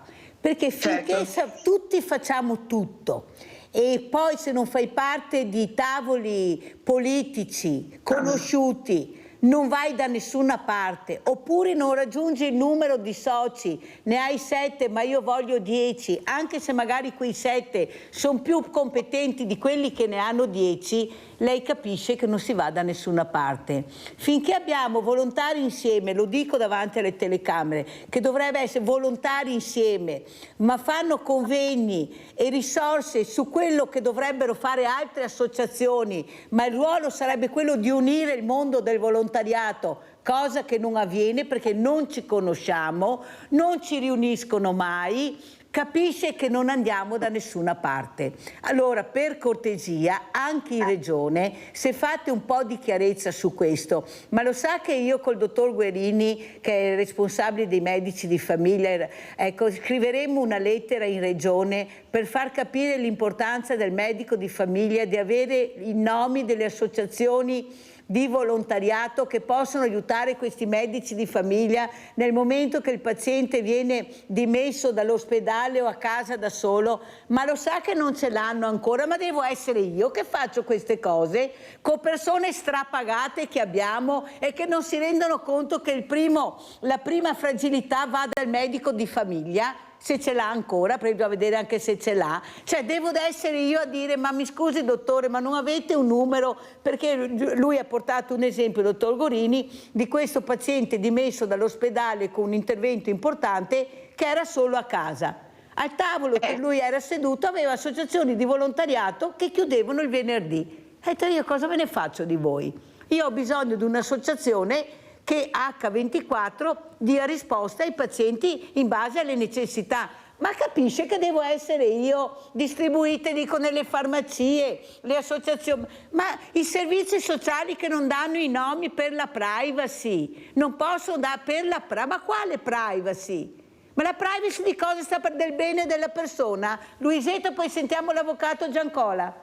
Questo è un problema enorme, quello che stavi dicendo adesso. La persona che viene dimessa dall'ospedale e a casa non ha nessuno. Allora, quando qualche anno fa sono stati tagliati i posti letto ed è sparita la lungodegenza, si è detto: tagliamo i posti letto di qua perché apriamo gli ospedali di comunità, che quando uno non è più acuto ma non è nelle condizioni di tornare a casa perché non c'è nessuno, c'è questa realtà tampone. Peccato che gli ospedali di comunità sono nati per la metà dei posti che erano stati tagliati. Quindi ci troviamo davanti a queste situazioni qua. con medici di base che hanno 1800 pazienti, che non possono più aggiungerne altri, con gente che viene mandata alla guardia medica perché non trova un medico di base che la accetti. Allora, rendiamoci conto che o ricominciamo a investire nella sanità territoriale, nelle risposte vicine alle persone, se no dopo ci lamentiamo che, per esempio, in pronto soccorso è pieno di codici bianchi e verdi. Perché? Perché se io non trovo risposta dal medico di base perché non ce l'ho o perché è strapieno di pazienti, è ovvio che devo fare qualcosa se sto male. Allora finisco in pronto soccorso. È un cortocircuito che si è causato per due responsabilità. La prima è mancata la programmazione sulle borse di formazione dei medici di medicina generale ed è una responsabilità regionale. La seconda, sti medici di medicina generale li vogliamo aiutare attraverso un sistema di telemedicina con un supporto amministrativo. Passano metà del tempo a far carte e un quarto a guardare i pazienti. Sentiamo cosa dice l'avvocato Giancola. Avvocata. Ma avete già detto veramente tutto, perché bisogna veramente riorganizzare il sistema, perché sempre di più, no, ci troviamo, io lo vivo facendo parte di un'associazione che gestisce le donne operate al seno, no? Le donne oncologiche, quindi l'Andos, e devo dirvi che veramente noi ci prodighiamo tantissimo, ma sono sincera, andando a utilizzare le cose che abbiamo noi. La fermo perché abbiamo Mirella da Riese Piodecimo e sa come funziona, se no cade la linea. Vai Mirella. Sì, ciao Mirella, buongiorno ai suoi ospiti. Volevo dire, prima che sentivo tanto di parlare di ragazzi, delle famiglie che non va bene, che fanno baruffa, che c'è di tutto e di più, che ci vorrebbe in ogni casa, per conto mio, perché Tata Lucia, sai che anni scorsi hanno fatto una trasmissione bella lunga con Tata Lucia che andava in ogni casa a seguire come si comportavano dentro in casa i figli, i mariti, le mogli e davano educazione. Quella era una bellissima trasmissione da vedere e ci vorrebbe una di quelle in ogni casa. Santa Lucia in ogni casa, dice la nostra Mirella da Riese Piodecimo. Il problema è che abbiamo le Santa Lucia ma non conosciamo le case purtroppo da mandarle, questa è la verità. Prego avvocata. Guarda, hai detto prima, tornando al discorso delle famiglie, no? Allora intanto a me fa sorridere chi mi dice la famiglia del Mulino Bianco. Ecco, la famiglia del Mulino Bianco la vediamo come spot pubblicitario in televisione e dura 3 secondi. Non esiste la famiglia del Mulino Bianco. Hai detto bene, no? Una mamma che arriva a uccidere il proprio figlio non è che lo fai dalla sera alla mattina, ma ci saranno sicuramente stati dei campanelli d'allarme, che però quello che a me preoccupa di più è il fatto che questi campanelli d'allarme non siano stati ascoltati da nessuno delle persone che circondava questa donna, ma così come tante altre situazioni, no? Dove comunque si arriva al fatto estremo, che è l'uccisione, allora ecco che poi dopo si entra nella famiglia, si mette sotto sequestro e puntualmente ti senti dire no, beh, ma insomma una famiglia tranquilla, bravissima. Però vede avvocata, quello che preoccupa è che questo cittadino, almeno dalle dichiarazioni, sentiva da giorni queste urla, queste liti, ma deve essere sempre il cittadino che si espone, che chiama, perché è facile passare sempre il cerino al cittadino. Il cittadino deve denunciare, il cittadino deve ascoltare, il cittadino deve sapere, ma c'è anche qualcun altro che dovrebbe avere questa funzione, visto che il caso e la persona era conosciuta. Cosa dice avvocata? Però Mirella, se tu abiti in un condominio, no? E sei tu condomino che per primo magari senti le urla rispetto a che cosa. Allora chi è che può intervenire? Allora i ragazzini passano più ore a scuola che da altre parti, quindi il disagio del ragazzino che si manifesta a scuola, quindi l'insegnante che lo percepisce e quindi chiama la famiglia per dire guardate che ci sono dei comportamenti o comunque percepiamo che il ragazzino può avere un disagio. Ok, bene, la scuola. Il vicino di casa che sente urlare ha il dovere di segnalare queste cose qua, perché forse sei il primo che può dare una mano. Nel momento in cui viene segnalato, lì deve agire deve partire, perdonami, tutto un circuito, cioè assistenti sociali. Ma scusi avvocata, ma nel momento che questa persona è stata visitata, almeno da quello che si legge, bisogna vedere se è vero, perché bisogna andare sempre con le pinze, tra il dire e il fare c'è di mezzo il mare, che qualcuno doveva cercare di capire cosa succedeva, come quella mamma che si è annegata con la bambina. Possibile che nessuno riesca a capire che c'è un disagio anche ai addetti ai lavori che visitano queste persone? Cioè, ci sarà un percorso nel momento che vengono portate a casa o dimesse, che qualcuno deve capire che vanno seguite in maniera veramente molto attiva. Cosa dice Luisetto? Perché mi sembra che è facile dire: è stato dimesso dall'ospedale e aveva questi disturbi e arrangiati, perché poi succede così. Ma la famiglia non è in grado di arrangiarsi, non è capace di intuire il suicidio. Il suicidio è l'addetto al lavoro che lo deve intuire, perché i messaggi li danno. Io ho fatto un convegno su questo e gli esperti hanno detto che i messaggi li danno, però bisogna saperli leggere. Prego, Mirella, Luisetto. Scusa Mirella, ti rubo solo un secondo, perché io che arrivo dalla realtà del carcere ti posso garantire che quello, tanto per avvalorare quello che stai dicendo tu, che chi ti minaccia di togliersi la vita non lo fa. Io mi uccido poi alla fine lo fa.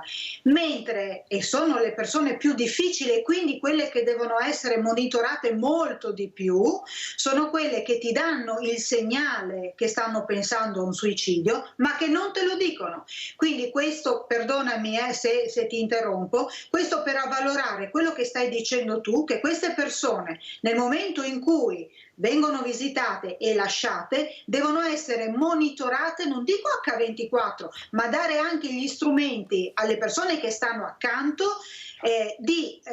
comunque di quali sono, no, i segnali a cui debbano dare assolutamente delle attenzioni. E sapevo che avrebbe detto così, perché i segnali ci sono, inutile che vengano a raccontarmela. Ecco, io mi confronto con persone preparatissime e le persone danno questi segnali. Ci sono i segnali, bisogna saperli leggere. Perciò quando una persona ha dei problemi psicologici bisogna portarla da chi di dovere. Non parlare di depressione all'esaurimento nervoso che passerà, no, vanno curate. Luisetto? Vanno curate e vanno seguite con grande attenzione. Il problema è sempre quello: se noi una volta che lo dimettiamo dall'ospedale, la persona che ha avuto magari un episodio acuto, lo lasciamo nel silenzio della famiglia, è una sconfitta per tutti, perché vuol dire che non c'è un sistema di presa in carico, di cura davvero efficace. Perché questo sistema funzioni servono risorse umane, quindi professionisti che devono essere pagati equamente e che devono avere un orario sufficiente per seguire, e servono anche strutture. Guardi, io l'altra settimana sono stata con un amministratore di sostegno che ha un problema con un familiare di cui lui si è fatto carico come amministratore di sostegno psichiatrico, e viene portato per i TSO quando è eccessivamente aggressivo in ospedale, dopo un tot lo dimettono, lo rimandano in una comunità dove non hanno più gli strumenti perché è diventato troppo aggressivo per stare lì, e serve un altro genere di risposta, un contenimento diverso. Ma vallo a spiegare te al sistema. Ci siamo andati insieme. Ma chi è che ha fatto questo sistema? Scusi, avvocato, chi è che ha fatto questo sistema? Chi ha fatto delle leggi a interpretazione? Chi è che ci mette con le spalle al muro perché non possiamo più difenderci? Sono articoli di legge che ci sono, ma vengono applicati a discrezione del giudice. Ma ce la prendiamo col giudice, no, il Senato che ha legiferato? Ma stiamo scherzando? Questi burocrati che veramente delle volte diciamo: ma chi è che ha scritto sta roba? Perché? Perché politicamente non è preparato, perciò si lascia portare a mano dal burocrate. Il burocrate in base a, no, perché è così, a quello che pensa lui o la sua posizione politica legifera quello che dovrebbe essere legiferato in maniera diversa. Sbaglio? È così. E noi cosa facciamo? In attesa che qualcuno si decida a capire che così non si può più andare avanti? A volte è proprio così. A volte ci sono buone leggi e però non vengono applicate come dovrebbero. I silenzi che ci sono nelle case, e poi ce ne accorgiamo quando succede il fatto di cronaca, sono il segnale che c'è un sistema che non sta funzionando. Ed era un sistema, lo dico per correttezza, quello veneto, che ha fatto da modello il sistema sociosanitario veneto ad altre regioni negli anni. Un po' alla volta è stato asciugato, sono stati tolti i distretti, sono state concentrate le ULSS, i consultori dovrebbero essere uno ogni 20.000 persone ad aiutare le famiglie, gli adolescenti, sono uno ogni 50.000. Capiamo che comincia ad essere una situazione critica, si fa fatica ad accorgerci dei segnali quando invece di esserci un consultorio ogni 20.000 persone ce n'è uno ogni 50.000. Chi è che riesce a fare una terapia psicologica costante in un ambulatorio dove ti riescono a vedere una volta ogni 2 mesi perché sono strapieni di persone? Cioè, bisogna decidere. La politica è fatta di priorità. Se la salute e il benessere delle persone è una priorità, bisogna decidere di togliere da un'altra parte e investire qua, altrimenti non ne usciamo. Grazie a Chiara Luisetto, consigliere regionale del PD, di essere stata con noi. Grazie Luisetto, mi raccomando si ricordi di questa puntata di Sveglia Veneti. Saluto anche l'avvocata Angelica Giancola. Avvocata, come ci saluta, cosa vuole dire, specialmente alla Luisetto? Prego. Allora facciamo così, io mi auguro di ritrovarci, avrò il piacere di ritrovarci, dove magari ci potrà dire che è chiaro che non c'è la bacchetta magica, no? Ma che comunque si inizia a intravedere un cambiamento, perché quello che è stato detto dalla consigliera è Vangelo, cioè quello che purtroppo la sofferenza che sta avendo tutta questa situazione di violenza, la violenza all'interno delle mura domestiche. Infatti è un fenomeno che è diventato sociosanitario, cioè è veramente un'emergenza sociosanitaria, perché non lo dice né Giancola né nessun altro, così è, quindi la dobbiamo gestire. Poi Mirella, una cosa che condivido con te e che mi tocca molto da vicino è che credo che ognuno debba fare il suo. Ok? Perché quando io vedo che delle persone che non hanno minima competenza in determinate materie si permettono poi di esprimere non solo giudizi, perché finché esprimi un giudizio non fai male a nessuno, ma vengono comunque inseriti in commissioni dove si permettono di scrivere anche delle leggi non avendo alba di quello che è un fenomeno o di quello che veramente sta succedendo. Ecco, diciamo che bisognerebbe un po' tornare anche alla meritocrazia e ognuno faccia il suo. Io lo dico sempre, io faccio il mio, ma io senza il supporto dello psicologo, senza il supporto dello psichiatra laddove sia necessario, l'associazione alle spalle e comunque tutto un entourage che ruota attorno a me, Giancola da sola, per quanto avvocato criminologa, non può fare nulla. Ma c'è bisogno di un sistema, di un lavoro in Avvocata, team. la fermo perché devo fare l'ultima domanda, ma è possibile che nessuno non sia accorto di niente di questa ragazza che ha ucciso 2 bimbi, che ha fatto tutto da sola, nel silenzio più totale? Ecco, un suo pensiero velocissimo. Ma io sono proprio sincera, Mirella, ovviamente questa è una mia opinione. Stento a credere che questa ragazza abbia potuto fare tutto da sola, ma banalmente, ripeto, questa è una mia opinione, non ho nessuna prova che mi dica no, non la faccio, parlo proprio dall'esterno. Ma parliamo un attimo del suo compagno, ma questo fidanzato, cioè quando lei si spogliava, si sarà spogliata qualche volta, non si è proprio accorto mai di niente, non sapeva, no, perché non riesco più a capire niente, perché fanno una confusione, tutti hanno detto nessuno sapeva niente, ma lui. Ma scusa, ma posso dirti una cosa? Allora, poiché per quanto tu possa rimanere magra, Mirella, io ho avuto 2 figli, e li ho partoriti naturalmente. Allora, per quanto tu possa rimanere magra, la pancia che cresce c'è, ok? Questa pancia che si muove perché è il bambino che ti dà calci, la vedi. Quindi, come fa un ragazzo che ha un rapporto, il tuo compagno, a non accorgersi che hai un bambino nella faccia? Poi la cosa che veramente mi ha lasciato basita, com'è possibile che nessuno in casa si sia accorto che questa ragazza era incinta? Cioè dici che hai un'emorragia e comunque parti per l'America. Scusa Mirella, ma Cioè, voglio dire, No, meno male, no, volevo appunto sentire anche, visto che è anche criminologa, perché veramente quello che sentiamo è allucinante. Grazie avvocata, grazie a Chiara Luisetto. Chiara, volevi dire qualcosa? No, concordo con quello che ha appena detto l'avvocata, sono giorni che mi sto chiedendo come è stato possibile anch'io, quindi guardate, condivido. Grazie, pubblicità.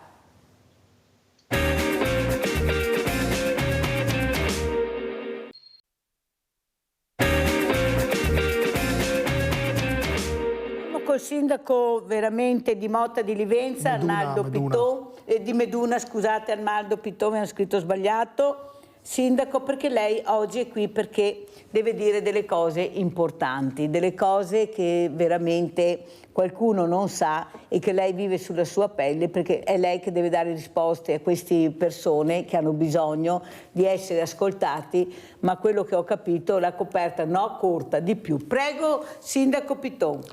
Sì, grazie dell'invito, grazie a voi. No, niente, noi come amministrazione in quel di Meduna di Livenza abbiamo sempre avuto un occhio di riguardo e anche la mano nella coscienza per le persone fragili, per gli anziani, per i disabili, per chi ha bisogno.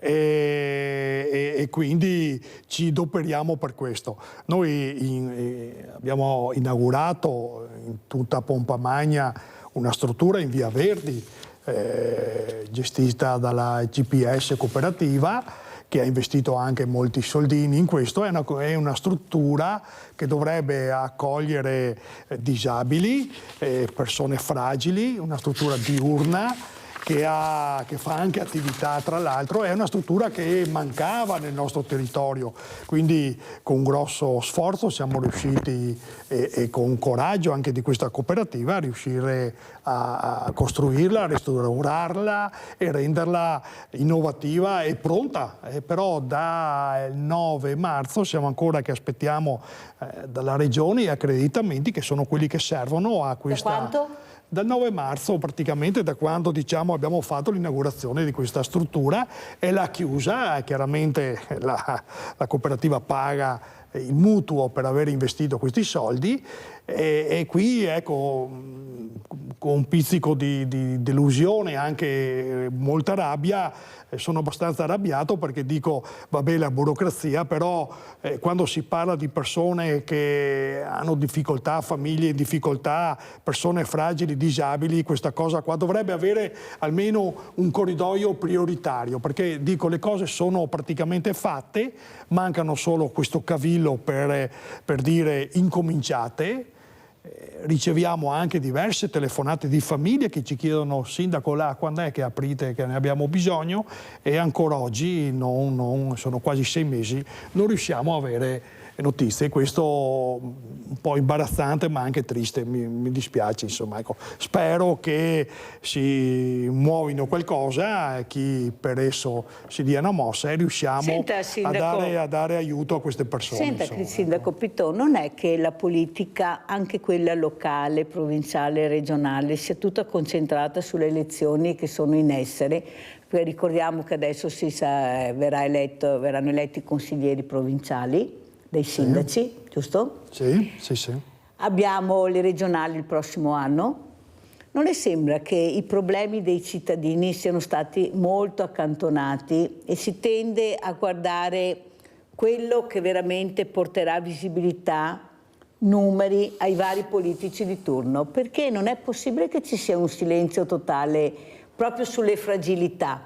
Ecco, pensate che addirittura qualcuno sta strumentalizzando anche il volontariato, lo sport, per mere elettorali, che poi lei fa così con la testa, perché bisogna anche dirle queste cose, e questo è di un squallore unico, perché sono quelle realtà più pulite, più belle, che credono, e invece qualcuno poi se le porterà per il voto alla fine nella cabina elettorale. Ma si può andare avanti così? Nel silenzio totale, come dice lei, non arrivano risposte anche dove potrebbero avvenire, perché è un cavillo, il cavillo si supera facilmente se si vuole, però non si fa. Prego. Guardi, io mi auguro, lo spero, faccio anche un sorriso un po' sarcastico, spero che non sia dovuto a questo. Certo è che comunque la politica ha il suo ruolo, chi è stato eletto ha il dovere anche di occuparsi soprattutto di queste cose qua.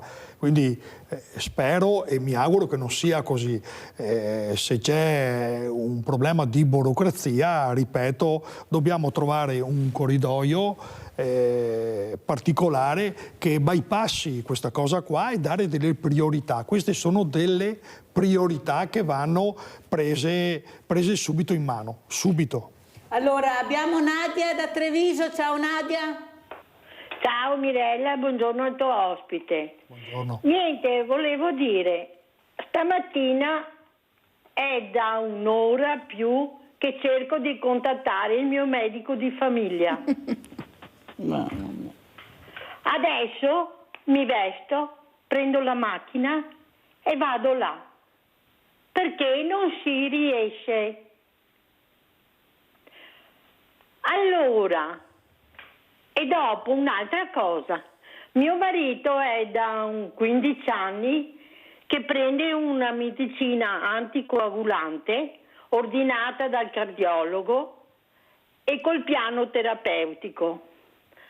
Adesso gli è scaduto il piano terapeutico e una volta era il cardiologo che te lo faceva, adesso il medico di famiglia.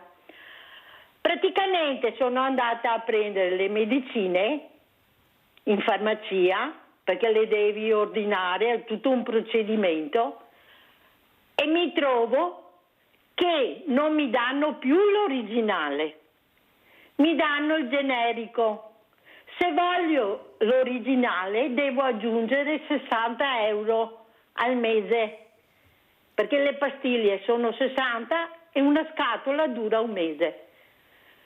E il generico fa la stessa cosa che faceva? Sì Nadia, prendi il generico, lo hanno detto eccellenze che si occupano di questo, potete stare tranquillissimi, perciò risparmia Nadia, hai ragione a chiederlo, ma ho avuto le eccellenze, abbiamo parlato proprio di farmaci generici, prendete tranquillamente che sono uguali, perciò te lo dico a nome di queste eccellenze che ho avuto, poi fai quello che vuoi. Allora Nadia penso abbia sentito, non la sento più. Allora saluto anche Luca Durighetto, sindaco di Zero Branco, che si è collegato con noi. Grazie sindaco anche a lei per far capire l'importanza, siete voi quelli in prima linea, non c'è niente da fare. Il resto è noia, non c'è niente, né provincia né regione, nazionale non ne parliamo proprio, se non sei là a Roma che forse hai qualche amico o amica che ti fai entrare anche se non sei qualificato. Poi volevo anche un vostro pensiero su questo. Ecco, com'è la situazione, sindaco Durighetto? Abbiamo sentito il sindaco Piton molto arrabbiato con la regione che per un cavillo non dà una risposta importante su quello che potrebbe aiutare il sindaco anche alle fragilità. Com'è la situazione, Durighetto? Sì, intanto buongiorno a lei, buongiorno a tutti e buongiorno a Arnaldo che vedo in presenza lì da voi. Beh, la situazione senz'altro è complessa, più che altro perché a tutti i livelli qua sembra che manchino due cose. La prima, lo sappiamo tutti quanti, sono le risorse economiche, perché qualsiasi cosa si va a dire o a fare mancano sempre i soldi e sembra che senza di quelli non si possa fare niente. L'altra invece è la capacità di prendersi le proprie responsabilità, perché lo diceva lei prima, un po' per ruolo, un po' anche per come siamo fatti noi. Quando si è in prima linea uno non può procrastinare una decisione, quando deve decidere, deve decidere. Invece sembra che negli enti superiori questo delle decisioni sia riservato a pochi intimi, o meglio che nessuno abbia il coraggio e la voglia di decidere. E quindi noi rimaniamo a volte in sospeso, rimaniamo in balia delle decisioni di qualcuno che non sappiamo neanche chi è, e o per un cavillo o per una firma che manca o per un timbro si rimane lì in sospeso. Addirittura quando qualcuno, qualche sindaco, qualche cittadino prende la decisione di muoversi in autonomia, il rischio vero qual è?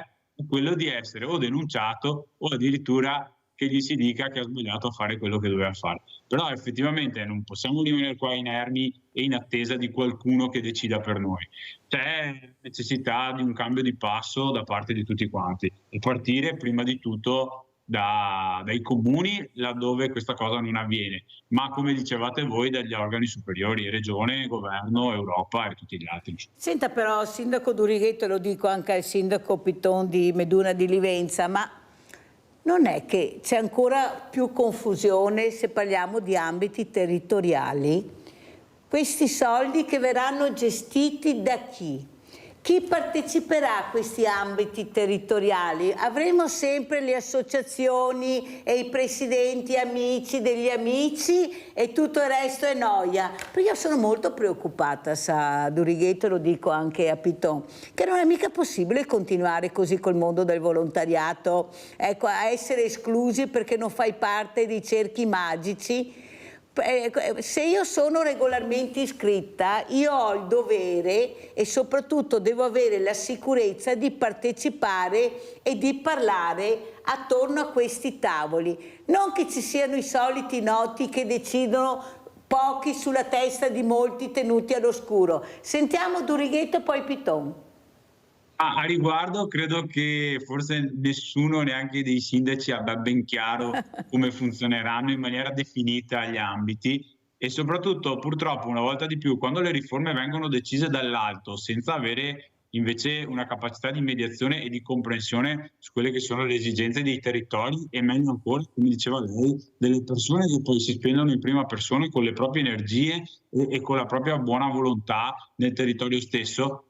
Come sempre queste riforme rimangono pezzi di carta con ipotetiche soluzioni che in realtà diventano semplicemente delle complicazioni, perché com'è possibile parlare di ambito sociale in un contesto come quello attuale nel momento in cui si escludono da tutta una serie di ragionamenti le associazioni o i familiari delle persone che hanno le necessità o le persone stesse che hanno queste necessità, e quindi è come decidere sulla testa degli altri senza neanche voler sentire invece il loro bisogno, quali sono le cose di cui loro veramente necessiterebbero. E questo passaggio qua purtroppo certifica una volta di più, come dicevo prima, che a volte noi ci accontentiamo di avere le carte col timbro e con la firma messe al posto giusto senza poi però avere un contenuto nel testo o nelle azioni che andiamo a fare, ed è purtroppo quello che si registra ogni volta che ci sono queste macro riforme che arrivano dalle teste illuminate di qualcuno, ma che poi in realtà nel concreto non portano a nessun vantaggio. Adesso, rispetto all'ambito sociale, forse erano 30 anni che non si toccava nulla, ma in ambito scolastico mi sembra che ogni governo faccia una riforma della scuola, ma non mi pare che l'effetto rispetto agli studenti o agli insegnanti sia migliorativo. E quindi anche da questo punto di vista, quando parliamo tra l'altro di sociale, di sanitario, forse ascoltare un po' di più i cittadini in questi ambiti qua non sarebbe, non dico sbagliato, ma sarebbe anche un minimo corretto. Sentiamo anche il sindaco Piton, prego. Sì, intanto saluto anch'io l'amico Franco, il collega Luca, che è in ufficio, credo, nel suo comune. Sì, ciao. Sugli ambiti territoriali anche là dobbiamo ancora ben capire, però per far capire a casa ai nostri cittadini e le persone cosa succede. Ogni comune ha una o chi ha la possibilità anche 2 assistenti sociali assunte che lavorano nel proprio comune.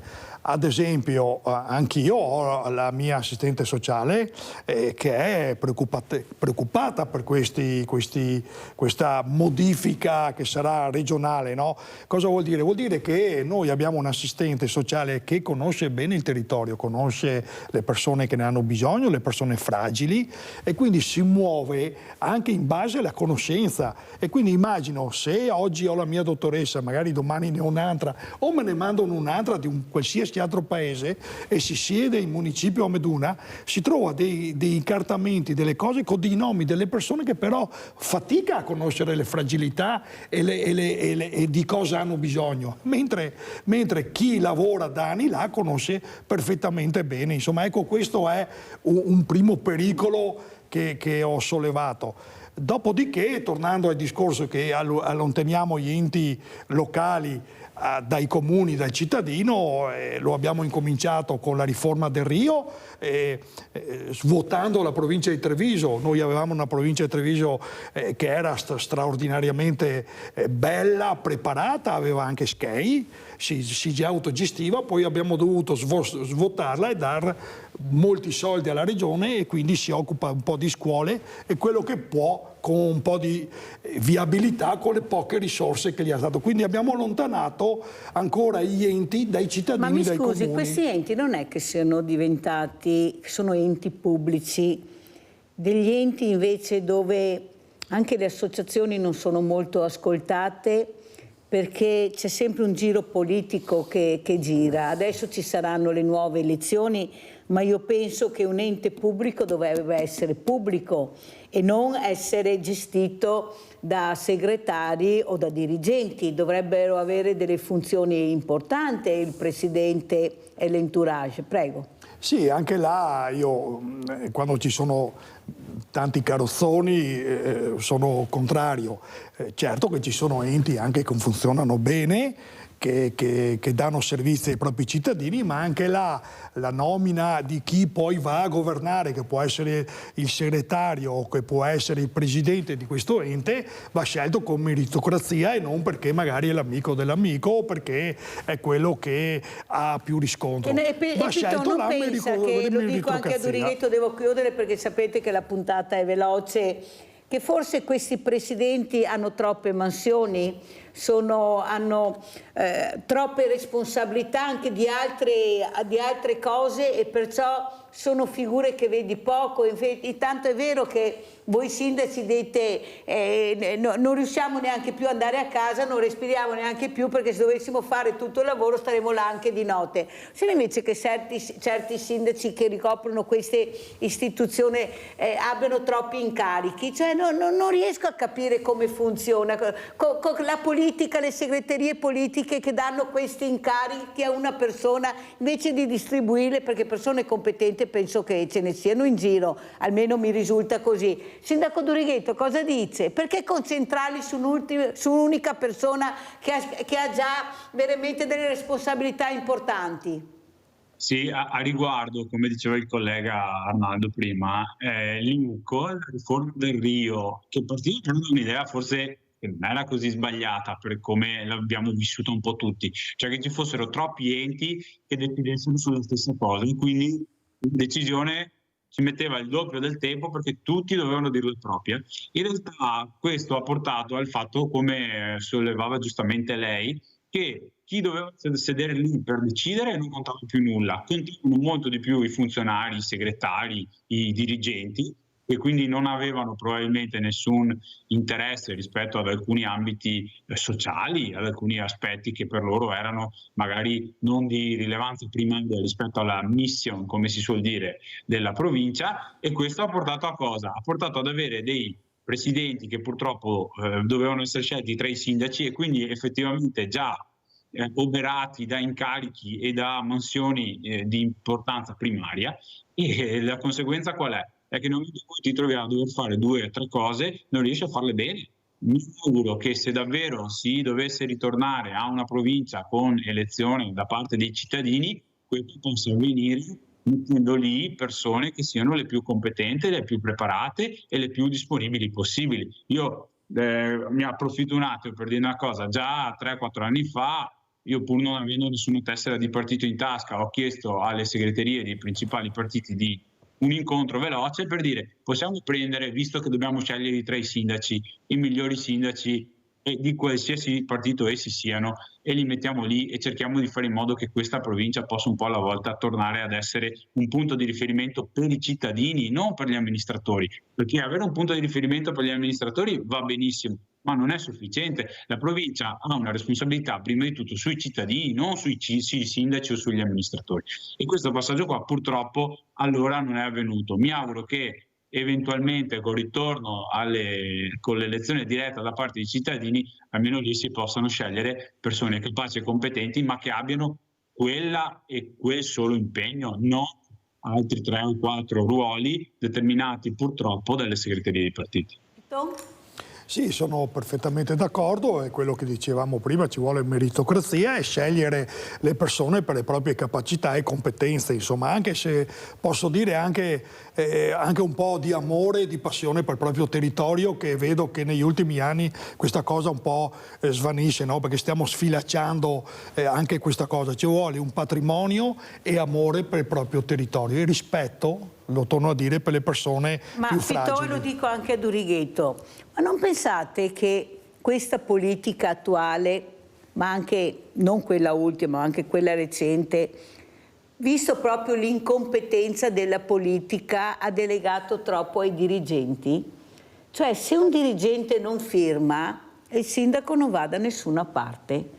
Può avere il più bel progetto, essere vicino al territorio, ma se sto dirigente non firma, ciao. Ma è possibile continuare così? Ecco, visto proprio il male, perché dobbiamo anche parlare di male, della mala politica che ha fatto questo proprio per togliersi le patate bollenti e di passarle al dirigente, che però questo dirigente alla fine ha avuto il coltello dalla parte del manico e il sindaco se ne sta. Lei ride, Durighetto, mi viene da piangere, altro che da rida, perché cambiare questo sistema è mica facile, prego.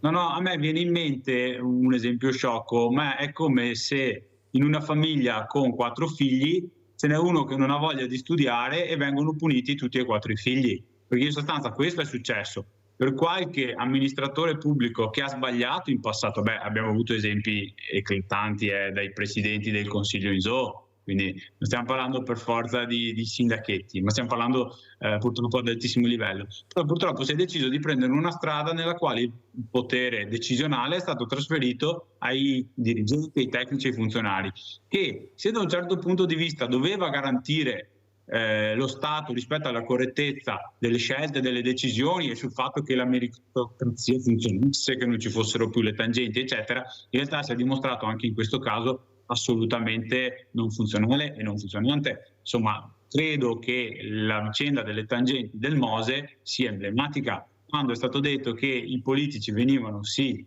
eventualmente ricevevano le mazzette, ma più perché erano invidiosi dei tecnici. Quindi da questo punto di vista non è il sistema che funziona o che ci può garantire. Semmai c'è la necessità di trovare veramente delle persone che abbiano la capacità, la trasparenza, le idee e che possano finalmente fare un percorso decisionale dove tutta la comunità sia giudice e sia in qualche modo abbia la possibilità di decidere se quella persona ha fatto bene o se ha fatto male, perché altrimenti avremmo la necessità di trovare sempre un funzionario che sia più vicino al nostro modo di pensare e di ragionare, sapendo che comunque faremo metà di quello che noi abbiamo in mente di fare, e non perché non ci sono le risorse, ma perché non c'è nessuno che ha il coraggio di firmare. Allora ridate ai sindaci e agli amministratori la possibilità di essere responsabili di quello che fanno. Sì, è così, sono d'accordo anche qua, questa si dice burocrazia, e questa quando magari hai un'opera e l'amministratore, in questo caso il sindaco, può dare delle linee per seguire anche per conoscere il territorio e quindi le esigenze dei propri cittadini, qualche volta il dirigente si rifiuta o non firma perché reputa questo progetto o questa opera non idonea. Faccio anche un esempio che poi comunque torna sempre al sindaco, perché il sindaco è responsabile dei propri cittadini, è responsabile della sicurezza e della salute pubblica. Se tutti ricordate a Rigopiano, quell'albergo con quella tragedia che è stata la valanga, chi ha condannato? Il sindaco. Di tutto il resto non si sa niente. Chi ha condannato, la colpa era di quel poveretto sindaco lì. Allora andiamo a vedere anche questo servizio che riguarda proprio Zero Blanco, questa esplosione, visto che parliamo di problemi, andiamo a vedere.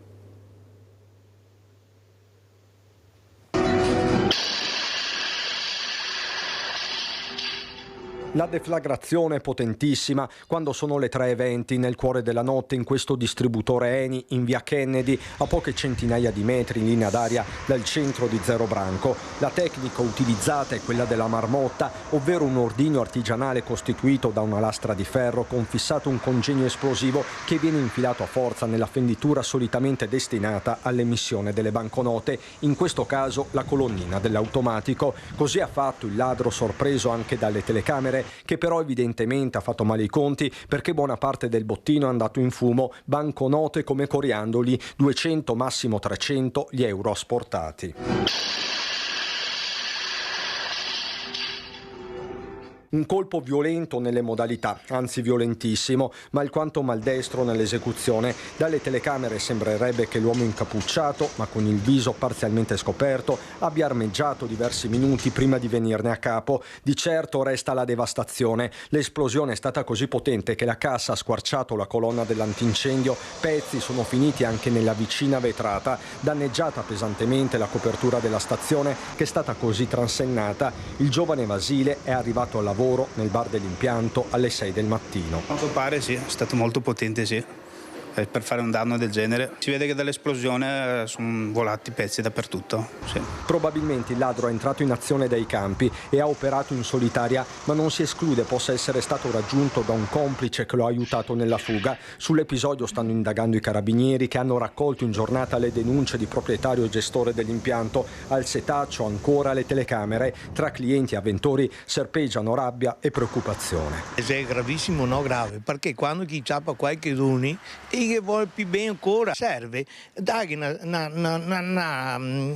come si può dire un insegnamento a sti 4 delinquenti che perché fa solo che danni e basta. Mi auguro che la giustizia faccia il suo dovere. Tutto qua.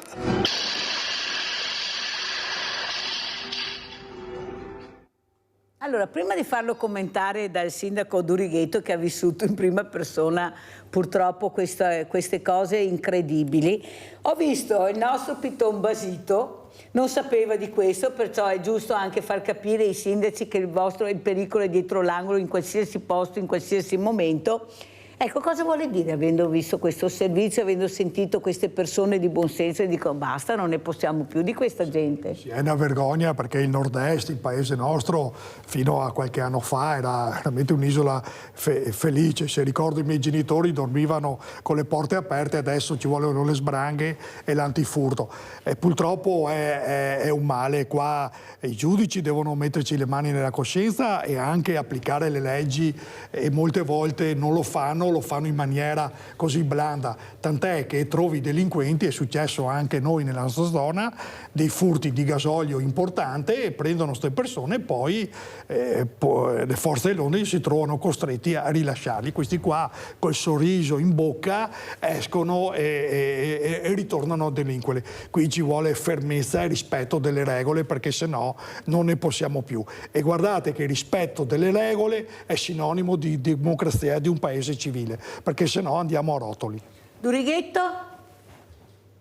Ma sì, diciamo che questo episodio ha scosso un po' tutta la nostra comunità per la violenza dell'esplosione che, fatemi dire una cosa, vedendo le immagini mi sembra adesso tornare agli anni di Ammala del Brenta, queste esplosioni oscene incredibili. Tra l'altro nel caso specifico mi pare di intravedere, però non sono un tecnico, non sono un esperto, ma anche una certa incapacità purtroppo, e non lo dico, guardate che non lo dico per sminuire, lo dico in maniera assolutamente preoccupata, perché qua questa persona ha maneggiato un esplosivo probabilmente senza neanche ben sapere come funziona, quindi avrebbe potuto fare veramente una strage, avrebbe potuto uccidere qualcuno, avrebbe potuto creare ulteriori. Che teniamo sempre conto che si tratta di un distributore di benzina, quindi un'esplosione in un distributore di benzina è la prima cosa che fin da bambino ti insegnano ad evitare, visto che non ti si può avvicinare neppure con la sigaretta, figurarsi con una carica di esplosivo del genere.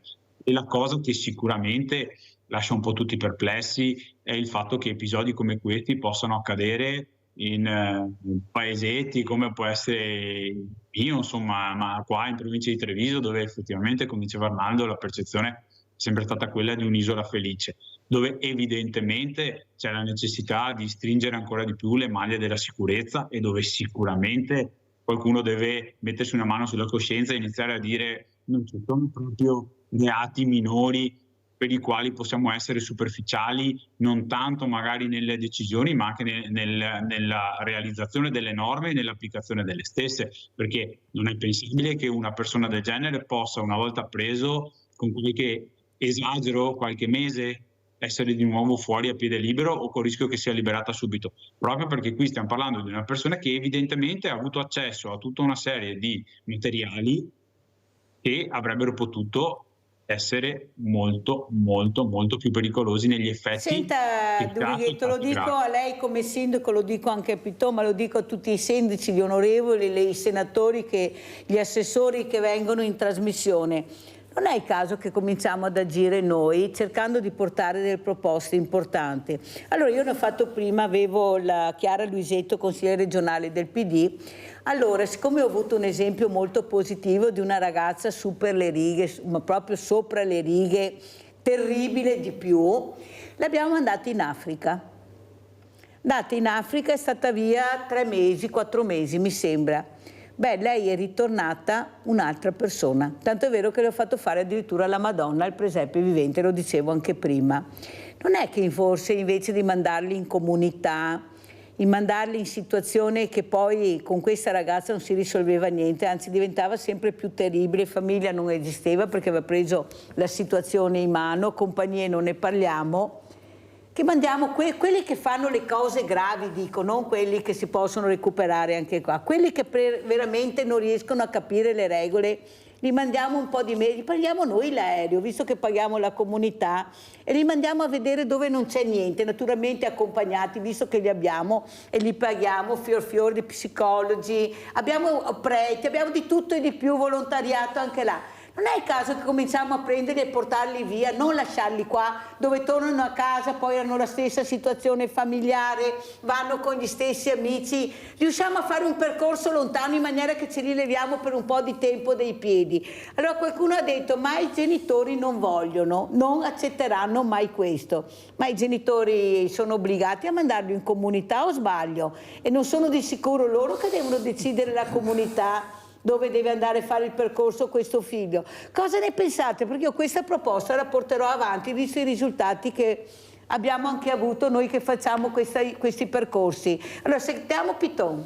Sono perfettamente d'accordo, penso a una struttura come San Patrignano che funziona, e per fortuna averla, dove chi va dentro che ha problemi di droga collabora, là c'è una comunità, c'è chi lavora la terra, c'è chi fa il macellaio e quindi serve a...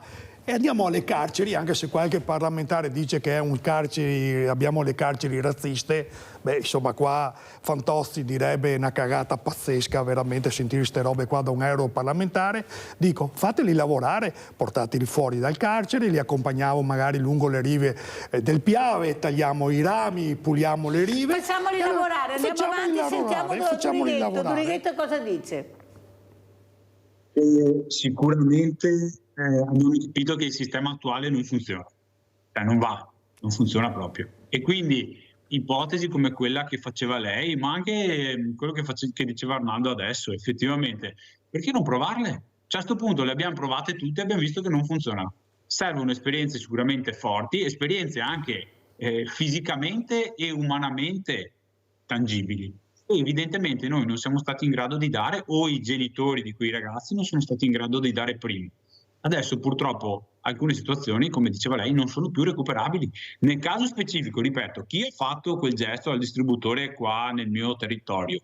Non so, ma credo di no. Credo sia molto difficile recuperare una persona del genere, perché se uno non capisse che rischia di far esplodere un distributore, tra l'altro rischiando di morire lui stesso lì dentro, e fa un gesto del genere e magari anche si fa 3 mesi di carcere, in quei 3 mesi di carcere secondo voi capisce il rischio, capisce il gesto che ha fatto? Perciò siete d'accordo con la mia proposta che porterò avanti i casi più estremi, quelli che hanno fatto ban nella comunità, che poi dobbiamo pagare noi perché questo funziona così, cerchiamo di fare, anche perché in certe comunità fuggono, lavorano per pagare i propri danni, scappano, mentre là non scappa nessuno, dove vai là rimangono là e vivono la quotidianità. Perciò i casi più estremi, quelli che veramente le regole se ne infischiano altamente, dando veramente problemi a tutta la comunità, li mandiamo a farsi un bel giretto, più bello di così, gente che spende milioni per andare là, noi altri io paghiamo gratis, perciò meglio di così. Non ho sentito. Allora, 50 secondi mi dice la regia, saluti Piton, veloce. Io saluto dicendo solo una cosa, che si inizia già dalle scuole. Infatti alla nostra dirigente scolastica ho detto alle medie e alle elementari, quando vogliono si fanno un giretto nella cooperativa dove ci sono i disabili, come capiscono chi stanno peggio di loro. Durighetto? Io vi ringrazio, saluto, ma soprattutto vorrei chiudere un po' in maniera positiva, nel senso che al di là di tutte queste situazioni di disagio e di difficoltà, io devo dire che ogni volta che però riusciamo a parlare con i ragazzi capiamo che hanno potenzialità enormi e che da loro deve nascere quello che è il nostro futuro. Quindi dai, al di là di qualche situazione siamo fiduciosi. Siamo fiduciosi, andiamo avanti tutti insieme, facciamo squadra, grazie veramente. E adesso andiamo a pranzo con la proposta di Mirella. Cozze a gratin. Ci informa una ricercatrice inglese che le cozze sono a rischio di estinzione per colpa del biossido di carbonio che l'uomo immette nell'atmosfera in quantità crescente, aumentando così l'acidità di mari e oceani. Nel giro di un secolo potrebbero essere soltanto un ricordo. Ingredienti per 4 persone. 1 chilogrammo di cozze di grosso formato, 50 grammi di pane grattugiato, 2 cucchiai di prezzemolo tritato, 3 spicchi d'aglio, 2 cucchiai di olio extravergine d'oliva, sale, pepe, aceto balsamico. Deponete le cozze pulite in una padella con un cucchiaio di olio e fatele aprire a fuoco vivo.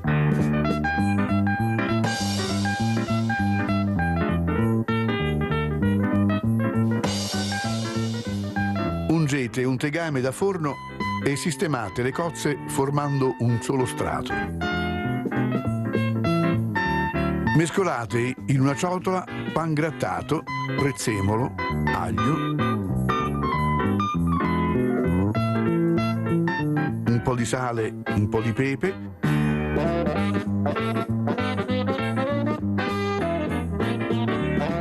e impastate con il liquido filtrato ottenuto dalle cozze.